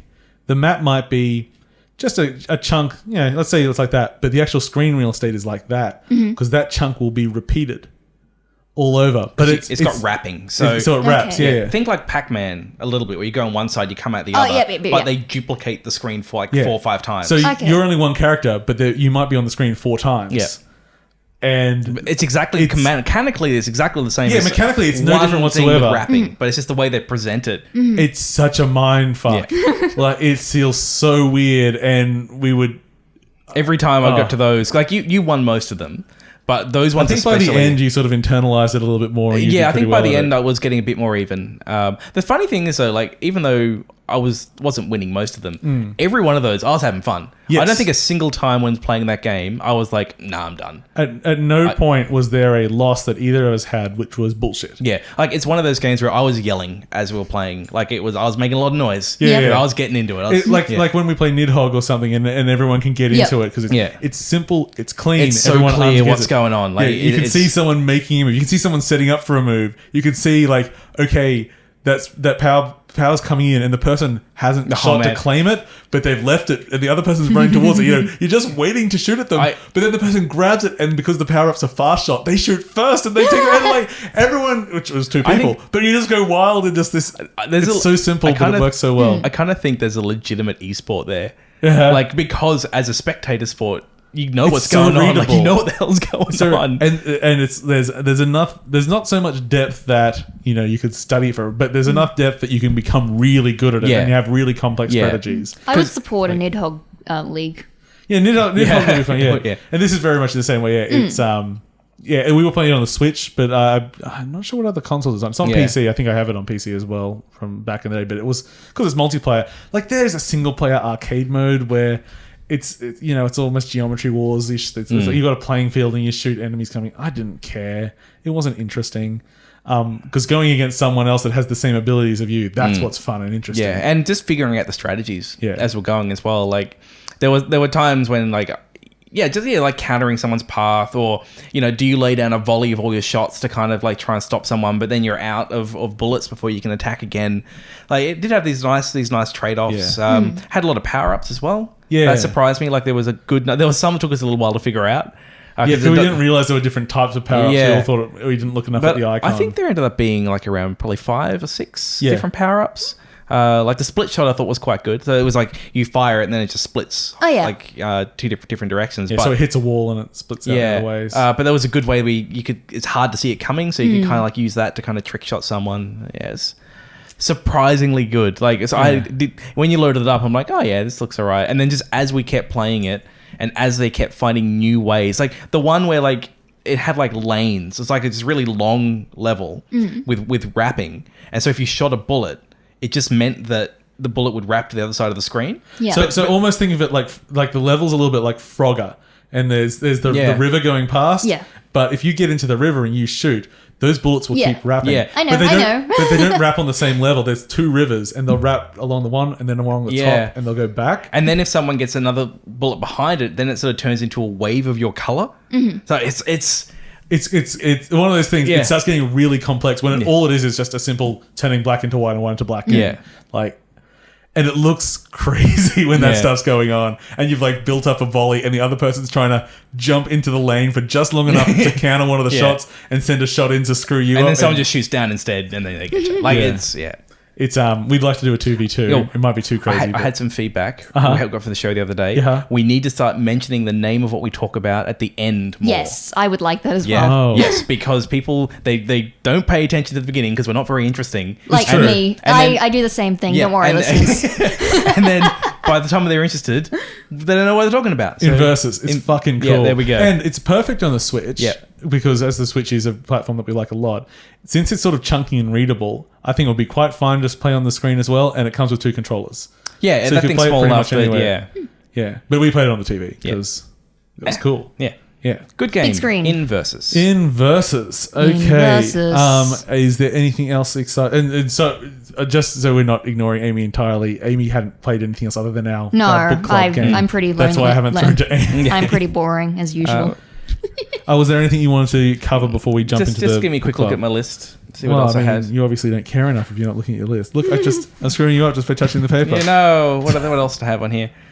I did. Okay, yeah. I played through the Turing Test. Yeah. That was another game that I like, a bit like Tesla Effect, actually. Are you man or machine? No. It's on my list of shame. And for whatever reason, my brain went, I'll play that. So the Turing Test is sort of like a Portal-like. I'd say a Portal 1-like. I didn't think it was more like than that a at all. Portal I didn't 2-like. realize. So yeah, it's very much chamber to chamber to chamber. Each of them's got a puzzle. The main puzzle mechanic, this one, is moving kind of power orbs. So you've got a gun that can hold up to 3 orbs that will power things, and then you can shoot at the things. It sounds kind of like simple, but it's they keep finding pretty inventive ways to use it. There's eventually different colored orbs that might swap on and off, and there'll be different phases of coming on and off. So you've got to kind of find the right phase to keep things open. It worked well. I think it probably took me about 8 hours or so to kind of get through. It's got it's kind of called the Turing Test. It's talking about AI a lot, and kind of consciousness and things like that. And it plays it real straight. And that's where I'd say it's probably a little bit more Portal 1. No, the Talos principle. Yeah. That's about the tone of what it is. I prefer to the Talos principle. I got real bored of the Talos principle. It seems to really overstay its welcome. Talos principle. This one I think this one was a little long, but not too long. And the puzzles are generally pretty easy. Like I'd say like any longer, it would have been too long. Yeah. It's not like Portal 2, where Portal 2 is like good, like this is really different, this is really different, this is really different. It feels like, okay, I'm kind of doing the same thing. Most of the puzzles you blitz through, every now and then there'd be the one where like I'd look up the solution and I'd be like, oh, okay, I couldn't see that. Like it was just a kind of level design where it's like, I don't feel smart for having found that, or I don't feel dumb for missing it. It's like, it just was not that obvious. Yeah. Maybe you should be a little more self-critical. Maybe. That's Grow as a man. But I actually, I won't really kind of give the specifics on like how it ends or anything like that. But it doesn't. But I did think by the end, it had me thinking about AI a bit differently and consciousness. Like it was for a game which is like at the beginning for like I'd say like the first 75%. It's like, like I've heard this kind of AI philosophy before. You're not doing anything interesting, really. I guess if you haven't heard these kinds of things, they might be kind of interesting. But for me, I'm like, nah, whatever. But by the end, I'm like, okay. I kind of see that's kind of interesting thing to do. And I could actually kind of wish that more people I know have finished it because I want to have a conversation about it. And I don't know if I'm giving it more credit. Like, I don't know if I'm reading it more cleverness into it than there actually is, because I have a feeling I am, but I want other people to finish it. So I don't know. How much is it? I think I got it in a bundle. Okay, I got it in a humble. Okay, I'll try and track down a copy. Yeah, like get Paul's share. If you like Portal, like it's good. Like I think it's better than Talos. Would you pay me to finish it so we could talk about it? I won't pay you to finish it. Why not? I'll give you $5. Okay. All right, I'll give you $5 Now if you got an finish it. Can I have incentive. $5? No, I've only got I 5. wish I had $5 to finish Doki Doki Literature Club. What am I made of money? Yes, you bought a drop mix. I am. I should have. I'll beat you through Dropix. So speaking of Portal, I did play Portal, Bridge Constructor Portal. Oh, I played a little bit of that. That's fine. Yeah, no, Okay, yeah, that's fine. It's fine. I will also quickly mention I played From Other Suns, a VR game. What's that then? So it is FTL in VR. That's pretty much Oh, what it is. yeah, you were mentioning that, yeah. I got to say, not a name that stuck in my memory as something you'd ever mentioned to me before. No, I think the name's terrible. Yeah. I had to write it down because I just forget it. From Other Suns. It's not tied to House of the Dying Sun, is it? No, I don't believe so.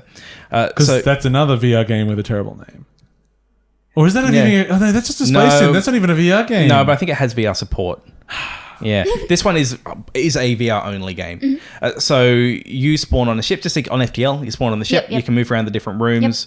You go to like a bridge. There'll be someone who's using the bridge. You're running away. I think you're running away from something or running to something. I can't remember. It's just got that mechanic. One of the two.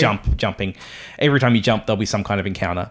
It might be you're boarded, or you might be boarding someone else, or it might be someone's saying, "Hey, can you go to the space station?" Sounds like a bit of FTL ripoff. Well, mechanically, yeah, it is. It's you very introduced it to yeah, this. Like, just pretending I wasn't listening. Sorry. Yeah. As far as like VR stuff goes, I haven't used a lot of modern VR. Like I've played like Robo Recall is probably the most kind of like most recent, Pretty slick. Yeah, which is kind of polished VR experience. This one, it's got kind of like basic gun combat, like you Pew, pew, pew. yeah. I was playing on a Oculus Rift. I was kind of impressed with like just so like I was playing co-op with someone else in the house. He just had two of them. And like you just sort of start talking and it kind of worked. I got to be a dick. Like he's trying to walk me around the ship to tell me how to use things. I'm just like no, just shooting things. Someone with 2 Oculuses though. Yeah. Oh, this is a VR developer, so they have good reason to have There's a multiple reason of these for it. things. Yeah. Like Do they own a drop mix? no, he doesn't. I'm still. Like I've used VR a few times now, and I'm still not convinced. Like I enjoyed it. But I kind of think I'd get just as much out of it just playing on the monitor with mouse and keyboard. Like there were some cool things that you can look around and go, oh yeah, I'm the I'm in opposite. this It thing. just sort of fully immerses me. Nothing I around think because me. like when I'm playing it, I still really feel like I'm playing a game. Just the way like the guns have no weight, for example. Yeah, like okay. it just I don't feel immersed. Like I don't know, like I think Skyrim probably felt a bit more when I played that on PlayStation VR. It was fun, but I still think I'm a way off being sold on VR. Fair enough. I've just got Oh, you're Sam's, getting your song ready? Yeah, I'm getting a song ready. Okay, I've just got Sam's HTC Vive at mine, so I'm just sort of playing stuff on that. If you guys have anything to recommend. Well, I was going to mention a game that you linked. I can't remember. Was it called like Beat Sword or something? What's it called? Beat Saber. Beat Saber. Now, Amy just linked to it. It's not out yet, though. It's just a trailer. There's absolutely nothing about So the date either. it was a VR game. So, but it's just a music game. Oh. So it's Sorry, can I just go back and say that was because we need to do it? That was no, can't say it. no. Oh wait, no, you have to say From without Other looking. Suns. From Other Suns. From Other Suns. Oh, Yeah, you that did it was what without that looking was. at the We sheet. need to get in the habit of doing What it. I liked is that you really, really wanted to look at that really name. wanted to look at that sheet. Okay. Yeah, Beat Saber. Yeah, so Beat Saber. So it's just a row of notes coming towards you, like any sort of modern score. Kind of like a Guitar Hero-esque. And then... it's the fretboard style. But, well, you can say if you... Oh, I don't know, I'll slip up a little bit. But so basically you've got the beats coming towards you. You've got your 2... remote-y things. I don't know what they're officially called. Well, I think they've got different names on different platforms, but they are HTC swords Vive. in the Yeah, game. They are swordy swords in the game. And you've got all the beats coming towards you. You've got to hit them in the direction of the arrow. So Yeah, so on each block there is an arrow drawn, so you have to swipe it with the sword of that arrow. and it makes a beat. And it that looked sounds good. It looked super simple. Sounds and as soon super as, great. And the trailer just starts at like, here is the simple concept. Now let's show you it being done at an advanced level. And it looks like the most crazy, insane sword fighting shit ever. Kind of like Taiko... The drummer ones. Yeah, Taiko Drummer. That's Drum coming. Master or whatever. Yeah, that's coming to Switch as well, which I'm quite excited for. They tend to go on Nintendo platforms. Oh, so as that should in be it good. doesn't usually come to the West. They do it usually. on the DS version. Did Probably. Yeah, they at least have one on the 3DS. Oh, okay. Well, I must have missed that. It's one. Yeah. No. And maybe that's because I saw it imported. I mean, Yeah. I've also meant to say Genital Jousting finally came to Australia. Yes, which Genital Jousting. is Yes, very yes. exciting. Oh, yeah, so Yes, then on yes, Steam. It had like a Steam banner. It had its full release. Mm. It is released in Australia now because I guess they finally thought they'd actually try to get it passed, and it actually doesn't really have any fully objectionable material. It's just, And Mm. because I forgot to talk about it because I wasn't going to talk about it because it has a single player mode which I haven't played yet, and I want to see what that is. Okay. I hope it's a very touching story. Oh, I hope so. Yeah, touching. exactly. Okay, I need to get around to shall playing we it talk again. about anything else before we get into our literature club? I think I'm pretty good looking at my Have list. you guys all written a poem? No. No. You want me to write a poem? I haven't written a poem. I'll write a poem. Okay, get ready for 8.5 Bits Game Club. This week, Doki Doki Literature Club. Doki Doki Doki. Doki. Doki Doki? Doki Doki Doki. Doki. Doki Doki. Okay, I've been saying it wrong. You uncultured Doki swine. Doki. Okay, so let's turn that shit down. Oh, man. You got a little break in the background. I think You a know- little bit will come through You the know how to mics. make this better?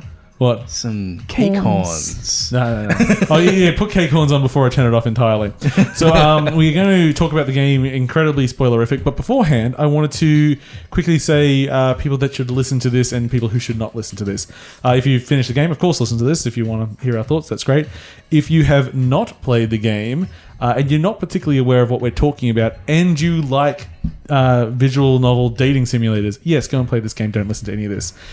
If you do not like visual dating simulators and you've heard that this is a game with a twist, just keep listening because I think you'll get as much out of just listening to it as actually playing You probably it. will, actually. It's yeah. also Yeah. got some disturbing content if anyone's, Yeah, there's a little warning at the beginning of that. I think the true way of playing this game would have been before the word came out about it having a twist. So- I didn't even know anything about it either. That's why I was kind of more interested in your Yeah. thoughts because you didn't come in knowing. No. I spent the whole time going like, well, until the turn happened, going, when's the turn going to happen? Trying to guess what the turn's going to Yeah. be, and Yeah. that's a terrible thing to do. The dream would be someone that loves visual novel dating simulators that downloaded this and just was playing it as that without any knowledge. Yeah. So Basically me. my knowledge going in was, I think George Prasad on Twitter posted about it. Oh, yeah. And all he said was it was good. I then read that it was a horror game. And that was about as much as I knew. Uh-huh. So I kind of went in, I was like, okay, it's going to be horror elements. Something's going to change. But I have no idea what genre of horror. Just, it's kind of horror. Okay, so at this point, make your choice. You're going to listen or Yeah. not because we're just going to straight It's up going talk about to, it's everything. going to, Okay, Da-da-da. so Doki Doki Literature Club. Doki doki. I had one major problem at the very beginning. Yeah. It said, "What is your name?" And I'm like, "Oh, I might play a girl," so I put in girl's name. It doesn't tell you that the character's a boy. Oh, yeah, yeah. And the way changing it, Yeah. so it was a real disconnect. You the just whole have a time. feminine name. That's fine. Yeah. What was your name? Talitha. I always use the name Talitha Talitha. for my female characters. Yeah. Like a guy named Talitha. It didn't really work. Yeah. That was but just it was Amy. okay. Yeah. It's just like the first time I played Legend of Zelda. It's like, oh, that Amy, he's something. They probably should have let you know. Because I put in James. Like, I'll normally just go, if I want my name, and it's like, fuck it. I'll just like... Yeah, but then again, I'm not one to make up another name for a dating sim because I don't know any Yeah. other. I can't think of a How name. about Talitha? That's a girl's name. It is, but they didn't tell me. And I wasn't going to back out and restart. Yeah, just 'cause no, that was I your mean, you name. could just do that. So this is from my experience, and I have not played a lot of dating simulators, a very, very trope-heavy, just very typically Yep. Japanese, You've got written Japanese style, which is a style that I typically hate because it means that you have 20 lines of dialogue where one would have sufficed. yep. Which means I have auto on and I have auto turned quite quickly, which was a problem because later in the game they start showing poems, and if you've got auto on, those poems will show up for about half a second. Oh. And I wanted to read that poem. I just So- had space bar. Like, So I can read that. Should we just start with like the first part of the game and kind of experiences with yeah, that? Yeah. generally there. I found it pretty boring because I don't like the slice of life. Oh, we're joining a club and all that. But yeah, I got through with it. Yeah, like I'm traditionally not into... Oh, wait a sec. We lost to James Mike again. Oh, no. You're back now. Oh, no, Okay. maybe you just weren't talking on mic. Maybe you turned your head, you idiot. Oh, maybe. Yeah, like it's not a genre I'm into. I don't really play kind of visual novels or don't really play dating. I think about the only dating game I've played that I've enjoyed is Huniepop. Huniepop. Yeah. Yeah, which is a dating game. Hey, I still It's- encourage everyone to play Panic at Multiverse High. I think that's Yeah, I might like that one. So I'm I not, need to into try it out. generally word heavy things. I'm not into, but I was like, I knew there's something there, and I found it perfectly serviceable. Like I got kind of bored, but I was playing on TV.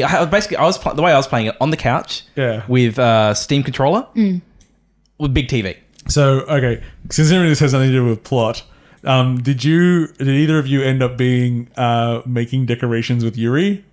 No. So- The quiet girl. Yeah. Yeah. Oh yeah, she was the one. Because there's the few different girls you go out. She was the one that I was going after. Oh, good. Yeah, Yeah. I was very Yuri focused, even after the turn. Yeah, and I went everything, after like- Natsuki. So, we'll get to- but, yeah, but get when to it's Yuri. when it's doing they're making decorations, it's literally like, I don't know, feels like 1,000 paragraphs about how you're making these streamers or something, and like, At okay, least with- and it's like, okay, done with the stream. It's like, oh, now time to make a banner. I'm like, no, fuck you. Yeah. No, we are not detailing every single At decoration. least with we're making. with the cooking one, it had a point to being slightly detailed. Like, oh, the cooking's finally done out of the oven. we're decorating them now. I wouldn't This know. is why we're putting all the dough different colors so we can have rainbow cupcakes. I mean, like, but does that give it a reason, or is that just detail? I can't guess remember just detail. by that point how much it had started giving little hints that something was Yeah, going to happen. Because you started getting strange behaviors out of it. Because the thing mostly Monica. She was the one. yeah. But I mean, Yuri, like, I think you slice your finger at one point. Yeah. Oh yeah, she sucks your blood. And then Yeah. she just sucks your blood. I'm like, oh, okay. But I think that's when I got really turned on. Yeah. I think that is also, for some reason, I'm thinking it's something that happens in anime when Tropey. one character likes, very tropey anime type thing. Character likes another. Oh, your fingers hurt. Yeah. But it was just like the way, because she starts talking about how she likes knives as well at that point. Yeah. And she starts talking about her different knives, and she's got a knife. I was like, oh, okay. Like, I think by that point, it kind of got me because even though it hadn't had any explicit turn, I could tell that there was some thematic change happening. It's like, this feels different than the start of the game by this point. So by day 2, Yep. so what, when you're delivering your first poem, this was me going in like, what's the turn? It's like, okay, so whoever I like, the other person's going to kill themselves. Okay, when are they going to kill themselves? Are you into this scene? Man, Are you going to I kill really yourself think now? you're going in looking for the turn because I wasn't looking for a turn. The actual, I actually kind of liked that, like the puzzle minigame for the poem minigame was kind of dumb. Yeah. But Oh, I found it. I don't know if it's a bug or something cool later on in the game. But I kind of did like that I had to figure out the words that each girl, and because I went after Yuri had like really destructive words. I wouldn't say the more she complex. often just wanted more complex words. Oh, Yeah. sorry, no, you're right. I think so she'd have complex words, but also kind of destructive words. And Well, she likes horror. Yeah. but I kind of that's where I started planting these seeds for me of like, oh, okay, there's something kind of dark here. I don't know what it is, but there's something there. Yeah, because I was going after Natsuki. She's the sort of The cutesy one. the cutesy one that it's not like I like you or anything kind of thing. Oh yeah, no, she hated me. She's cute. No, she did not like. I show her the poem and she'd be like, I suppose you want to see my poem, but why did you care? Yeah. I can see that Yuri would really like this poem. Yeah, because you probably wrote it for Yuri using all because her I words. just made it the Yuri poem. Yeah. But you that's dick. what they said about, Yuri said basically, Natsuki would like this because it's really cute. And so they sort of start dropping little hints about Natsuki because she, apparently she's being sort of abused by her father. But I didn't really get that much at the beginning as you would have gotten with the knives. 'Cause it wasn't really said. It was just like, oh, my father would kill me if he saw my manga. Well, I thought what Yuri kind of liked. I just thought that was like a parent thing. Yeah. I think Yuri I liked because they kind of set it up as potentially self-harm is what she's doing. But then you start to realize that, this is like, it's self-harm, but she's... Sexualized. It's sexualized. Yeah. So that's where it started being like, this isn't as complex, like, it isn't as simple as someone that's like, I'm going home cutting myself. Like, oh no, they have elements of she's doing it, but she's doing it for pleasure. And they don't really make too much of a comment on whether or not that's good or bad. Yeah. And so they kind of make you think like, it's kind of like, self-harm, that's bad. And then it's like, but I don't know, like she's kind of doing it, but she likes it. I was sort of expecting from building up in this first stage of the game that I just sort of saw every character basically basically representing some sort of form of mental health issue. And I'm expecting, and then when there sort of is the turn where you start, and at that point I wasn't sure exactly how scripted the story was, if it was branching off. But when they start explicitly talking about depression, I was writing to James, I'm like, is the depression the twist? No. Because I thought that was always kind of my point from the very beginning. And then I don't know. Yeah, you talk. I'm just going to talk about the big twist. I think that was like a bait and switch. Yeah. So because I remember it hit that point of like depression, you find about your friend, and it's very genuine how they do it. Like the way they talked about wasn't forced at the way all. they talked about depression. I thought, like I could understand if this was the twist. Yeah. Because it kind of goes from being this really cutesy thing to like, no, let's look at depression. What is depression? And look at it honestly. I'm like, okay, no, this is fine. Like this is I wouldn't say it was great, but it was fine. Yeah. And I'm like, okay, well, is that it? I don't know. Like, and so keep playing, and then we get And to then, well, I expect the story is that what's her name? your friend. Sayori. So I expect she just has to die first. That's the story for everyone. Well, okay. Well, it got to the question. Yeah, the question question. of like you could basically lie to say you love her. Yeah. or just say, be honest. Yeah, and that's the part that killed me. I was honest with her. I was as well. I said I loved her. I assumed either way it would do it. Okay. So I kind of afterwards assumed it would be either way. I wanted to be honest because you can't lie to your best friend. So- Maybe they'll make it through, but I knew something was going to happen. So here is where, because they said a few things throughout it about like saving your progress and stuff. Yeah. Monica especially is like, Yeah. hey, make sure you save your game. Am I in a game? Here's where I pitch the better version of Doki Doki Literature Oh, okay. Club. Because it's a Groundhog Day game, but different one. Yeah. So because at every single choice I had a save game file. And I was like, oh, a game that you can go and change the present time by going back to save games and changing just the solution for now. Yeah. So you end up having this complex web of like the current game. It does like loading a save doesn't change the overall story. That's still progressing and you're just going sort of backwards in time and changing stuff and developing like this big matrix of shit going on. I was like, ooh, this is going to get really interesting. And then no, that's not what the game is. It doesn't do that. No. It does something else entirely different. Yeah. So the game will tell you, she's like, Monica's like, hey, make sure you save your game. And then you have the final kind of end of your first run, which is when your friend doesn't show up to school and you're like, I better go home and check on her. Yeah. And she's hung herself. Yep. And it sort of ends with the character saying, freaking out, saying, my best friend's dead. I don't know what to do, whatever. Yep.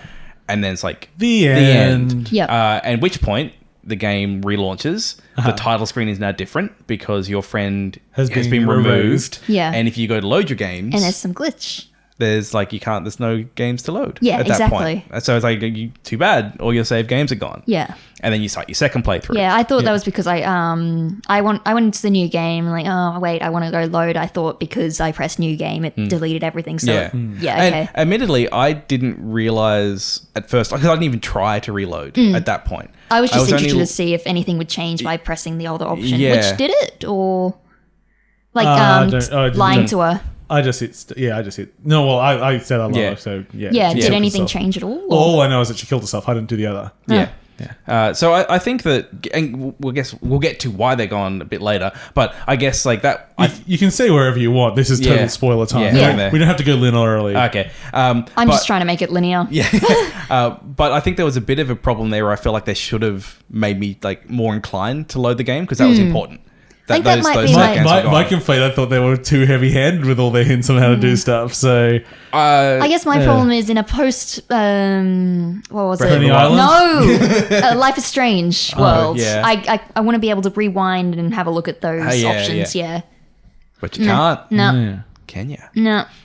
I kind of like that because that her on Life is Strange and I was at Pony Island. So I was thinking rebooting the game and doing all that sort of stuff. Yeah. And especially with the character missing from the show. Like, okay, we're continuing going on here.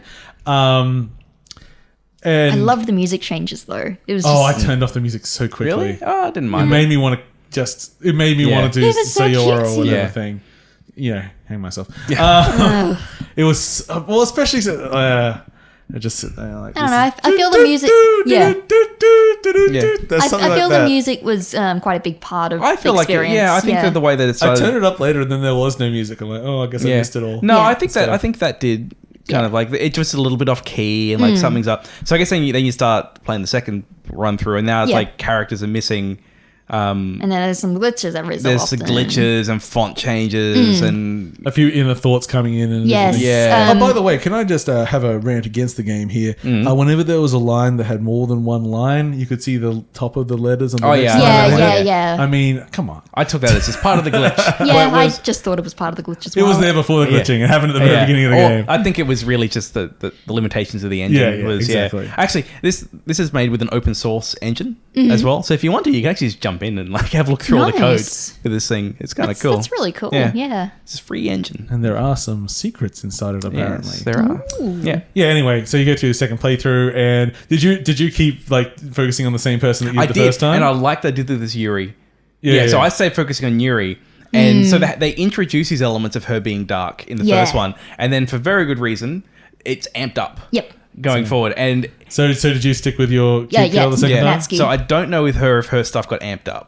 It did. It Yeah. when F and Monica moving all my manga and stuff. So- Then also, my father will effing kill me if I'm not careful. Then there was also Monica having to throw her a protein bar because she doesn't get fed at home, basically. So, fun question. How does she die? She doesn't. She doesn't? Oh, no? No. Because Yuri, she just... Yuri just fucking stabs herself Yeah, in I front of know. you in the classroom. Yeah, It's Natsuki didn't amazing. die. No, because, She just got deleted. I really liked that Yuri just, like, kept escalating and escalating. Because it kind of had this thing where, like, early on, they're talking about a kink. Yeah. And Yeah. I'm like, okay, this is a weird kink. I'm personally not into it. Oh, I was hoping- down with Yuri. Yeah, Yeah. I knew Paul would love Yeah. her. But they keep, like... pushing it further Yeah. and further, and like 'cause there's one bit because you're replaying the same time and she kind of disappears, and this time you can follow her, and I think you actually, because they kind of expect you to skip text Yeah. the next time through because you're not going to read it all again, Yeah. and it just stops you whenever there's something new. Yeah, which And- is always great. which was cool. I like that, and so I kind of skipped it, and then it suddenly like burst forward. And it was like got to the part where like you followed her outside and you just heard like the moaning of ecstasy from her coming out of the closet. I think up until this point it was like Yuri's self-harming. Yeah. And then it's like, oh no, she's really getting off on this kink. Yeah. And I kind of like that. It's like, okay, this is getting kind of darker. Yeah. And now they start talking about, she starts talking about come home and like Yeah. see my friends. And And, she's talking about all her different knives. And she had one of your pens as well. Yeah. Oh yeah. And I actually had this point where I was like totally team Yuri, but eventually it crossed the line. What And- line? and Is I there a was line? no, for me, I'm like, all right, I'm team Yuri. And then I think it was about the time she was talking about come over my place and I'll show you my friends. Yep. Which were knives. I'm like, this bitch is cray cray. I'm out. You don't stick your dick in crazy. No, I'm out. Like I'm done. I wish I batted for the other team. Yep. Because yeah, and I think that was the kind of when she really starts obsessing with you, and she's like, "Do you love me?" Did you say yes or no? I said no, and she just goes like, ha, Yes. ha, ha, ha. Yeah, that happened to me as well. She doesn't say thing you say and yes. she just stabs herself. So, Paul, did you say that you loved her? Or? Yeah, of course. I Yeah. thought I could go What home and have a good time. And what happened? Did She she stabbed herself. Yeah. Because as I say, most of the choices don't really do Yeah. anything. With Yeah. It. What I was just hoping they What I would. thought was a lovely touch was then. So she's dead, but she's talking to you still, and it's just gibberish. Yeah. And you end up hitting skip, not just auto. You hit skip, Yeah. and so it really fast forwards, and then it goes dusk, night, day, dusk, night, day. Dusk, And then the, night, and you spent the entire weekend Yeah. in the room with this corpse. And Yeah. and it just changes, like the blood darkens, her eyes whiten. It was really Yeah. I liked that touch. Yeah. yeah, I was like, oh, that's kind of fucked up. Yeah, that's all right. Yeah. Because for a while I And started then trying to Monica step through it. apologizes. Oh, I'm sorry, I couldn't have put that in the game. Yeah. So at that point, then Monica reveals herself as I thought there's another play. Yeah, she reveals and there's another playthrough after that. I think it's 3 playthroughs because there's the one where Yeah, it's 3. just down to like there's not even enough for a literature club anymore. Yep. Yeah. Is that when it's just Monica? Because she deletes the 2 people when Yeah, she gets. and then it's just so Monica herself, and her. yeah. Yeah. So that's very short. That place. Yeah, by that point, yeah. So yeah, that's when she reveals Just Monica. That it's just Yeah. Monica. So and by this point, I wasn't sure if Just Monica. I wasn't sure if Monica giving her name was Monica was like just like another version of yourself or something like that. Like that was kind of at this point I was like speculating where the hell this was going. But yeah, she reveals that she's the one sentient person Inside this game. this game, and the only sane one. the only same one. And the reason that these people have been going nuts is she's just been turning up the dial on their Yeah, emotions. she was trying to drive you away, but you just kept going for them. Yeah. Yeah. And that Paul. is exactly what I was doing. Her last poem as well, with the stains on it, just that was an extra bit of like, Yeah. oh, okay. Yeah, there was some fun. Actually, poems yeah, in we there. didn't mention those. The poems. Oh, it didn't have any. It was wordless, but it had just the stains on the paper. I don't remember a wordless poem. Oh no, it wasn't wordless. It had just had scribbles of nothingness. Oh, yeah. Yeah. I actually really like the use of poems. I thought that they did a good job of, like, when you read the poems from the different girls, kind of like encapsulating what it was. And Freaking then, Natsuki I wish and they- saying Amy likes spiders. I don't want anything yeah, to do with her. yeah. That one was really cool though. Yeah, because I thought the I yeah. Hate Amy one was pretty good. There was it literal. Was it Amy or was it? was did Amy. it change the? No, it was Amy. Yeah. Wait, James, was it? I can't remember. Yeah, it was about Amy Likes Spiders, I think it was called. Like it was literally called Amy I likes think it might have spiders. just been a coincidence. Yeah, it was probably it's a just coincidence. Yeah. Actually, that did give it a different meaning for yours, didn't it? Yeah, ouch. But I thought you liked me. but I would have liked to see the Mad Lib when you make the poems out of the letters at the end of the thing. I would have liked to see that Mad Lib into something. Because they I just ended up just going la la la la la. They didn't really do too much with the. So one thing that I don't know if intentional or not. So after Sayora or whatever her name is, Sayori, yeah. after she's dead and you're doing the second playthrough, you only see the two girls. Yeah. And I don't know if you noticed, but when you click on a word, the person that likes that word will jump up. Yep.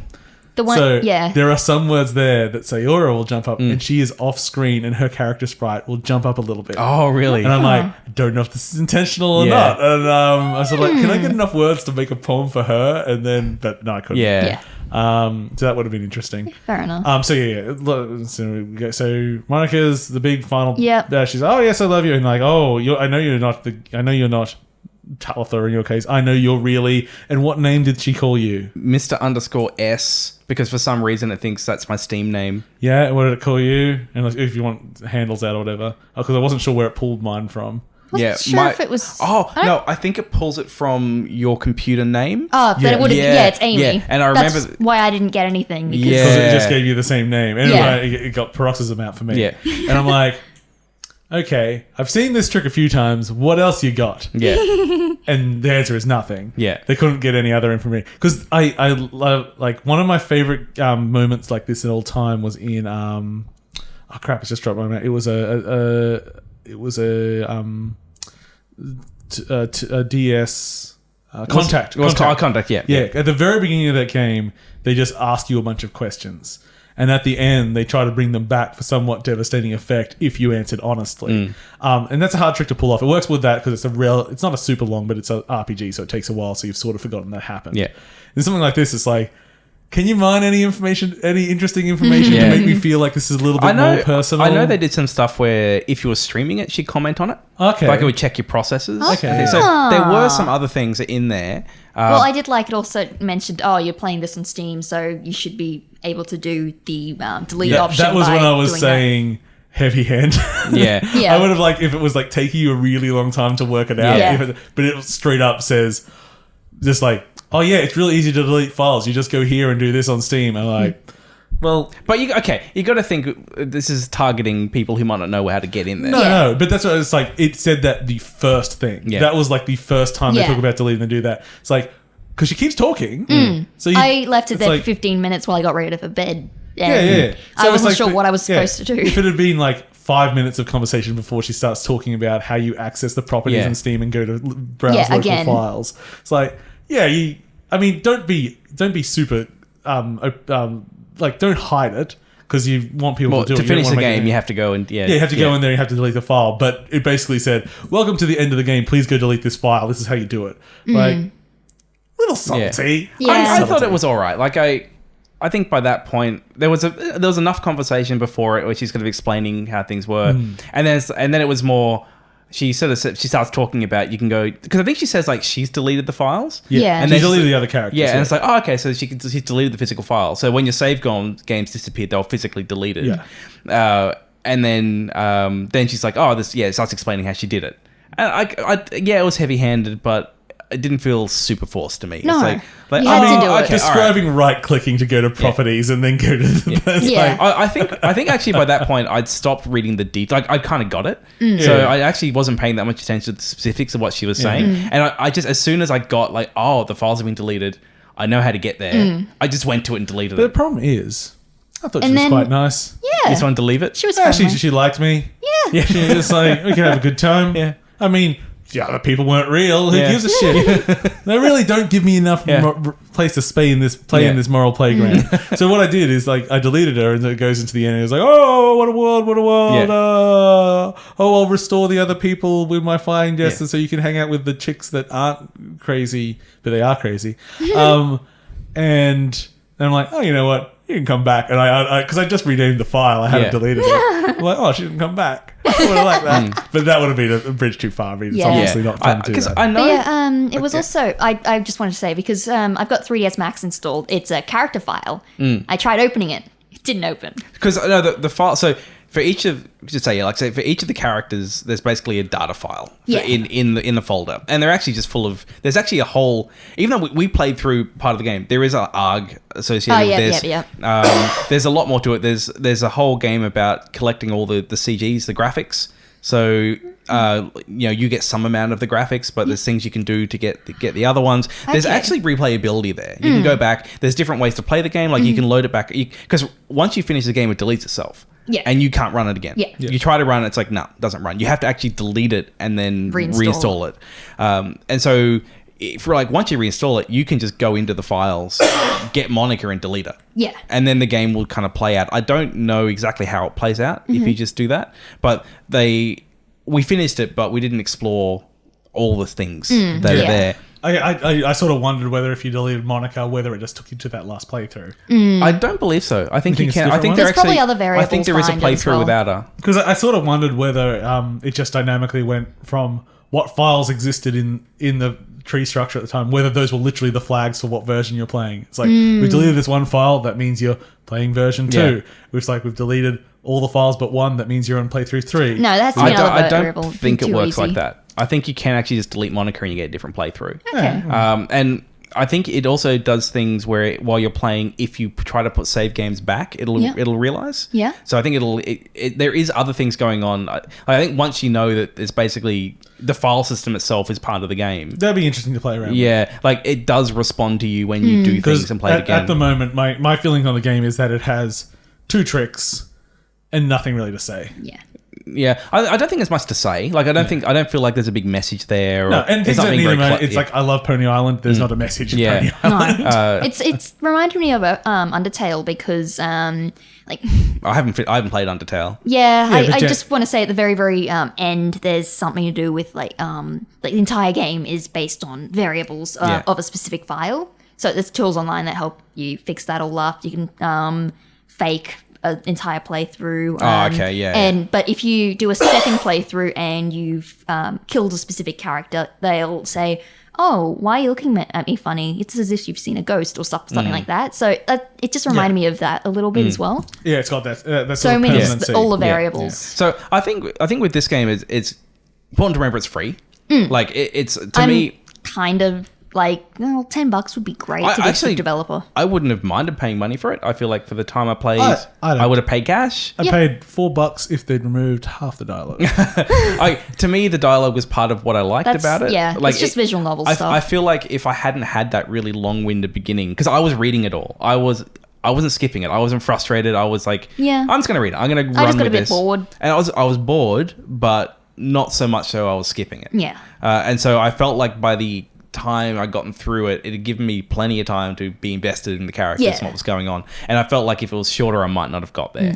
I think the time isn't necessarily wrong. It's just the writing style is so repetitive. Pretty, But I think it's free, so I kind of think that it's almost just like a little art project. Like I don't have. Like I don't expect it to have. Beautiful. I don't expect it to have a lot of longevity to it. Yeah, I would have liked a close-up of the cupcakes. Sorry. Well, we're going to see the cupcakes. Describing the cupcakes. Paul, what you did miss out on was if you go over to invite Natsuki over for the weekend. Festival weekend. Yeah, you push her up against a wall and she's got some cupcake icing on her. I thought, oh my. Yeah. I don't know. If only there was some blood in that icing. You know, the most pornographic thing I've ever shot was on a short film, and we had some icing on some hot cupcakes, and the icing was melting and dripping down the cupcakes. And I said, this is the most pornographic thing I've ever shot, and I've shot porn. Nice. Cupcake porn. It was really hot. The weather, not the cupcakes. No, they were warm. Yeah, it was good. Afterwards, when we didn't need them for the shot, we just gobbled up some cupcakes with some milk. So good. I like a warm cake. Mm-hmm. Yeah, I'm not really a cake person. Not even a warm cake? Nah. Maybe sticky date if I've got to have a warm cake. That's a different kind of. That's why they call it a pudding. It's a different kind of cake. It's still cake with sauce on it. I just like an apple tea cake. Yeah. Like some apple with some... Not something you get... Not the terrible things they have in stores. Those are terrible. Okay, well, that's what I'm thinking of. I'm a big Black Forest fan. Ah, yeah. Well, good Black Forest cake with that nice kind of like tart jam through the middle of it. I want something heavy with that. I want a very heavy dark cake. See, I think I want my cake to be light. I want it to be. You like a light Black Forest. I like a heavy Black Forest. I don't want mud cake. I've never tried Black Forest. I don't want mud cake thickness. Oh, I want it to be kind of a little. I want it to be moist still. Yeah. My problem with cake is... What mud cakes you have that aren't moist? They should be the moistest thing in the universe. I don't want it to be sponge cake, but I don't want it to be mud cake. I want it to be kind of in the middle. Okay, but you just said you wanted it moist, and you're saying that against mud cake. Mud cake should be the moistest. Oh no, it should, but it's just too I hate dense. that word, Too dense. moist. No, it's moist. It's great. I feel everyone dislikes moist now. It's now too parfait to dislike moist. Parfait. That's not It's too perfitter. it's super cora to me. Potato rolls. Parfait. Parfait girls. Anyway, so Doki Doki Literature Club, it is a game, and I hope you've played it, or you're not going to play it, or maybe you still play it at this point if you want. Especially if you're interested in the ARG stuff, it might be more interesting. I need to get around to I know, like checking that out now. the character files. One of them you can just rename to a JPEG or it might PNG, some kind of image format, and it'll just look at it. And I think it's just like a deformed image that you can kind of correct. There's like basically there's Reddit now. Reddit's associated to this. Like there's always a Reddit. Yeah, like there's enough of an arg there that there's a community of figuring shit out. I think they've probably figured it out, especially because the thing's open. So like you can just look through the source code, and see how it works. I'll figure it. I'll actually go through it now that I know. Yeah, it's got. Yeah, I think for something which is free, they've done a lot. Like it's. I don't know what the motivation was for this. It probably was, and the reason probably is a bit one trick to you. Is that I'm pretty sure this little project probably started off as like, hey, I got this one trick idea. Yeah. I'm just going to make it. It's going to be free. Yeah. And so that's why I kind of think that's all it's trying to do. So it does that well. Yeah. I just wish when something's got one trick, I want it to really explore that one trick. Yeah. And apparently maybe it does. I think it explores it more than you originally gave it credit for. Yeah. I think there is more, but I don't think it goes super far. No. I mean, as you say, it's a small project. Yeah. It's a cool project. So thank you for listening to 8.5bit. You can see our website, 8.5bit.com, our Twitter and Facebook. Please like and share anything like on that. Subscribe to us on iTunes. And if you do, please leave us a review because reviews help us share the love. Now, James, you've got 5 seconds to get us a mad beat to leave this show. Yep. And also, remember that game was called Doki Doki Literature Club. Okay, we're going to repeat I'm your host, Paul. I've been James. I'm still Amy. And we'll catch you all later. And Fat Beats. Where are my cake horns? I don't know. I know, but tricky time.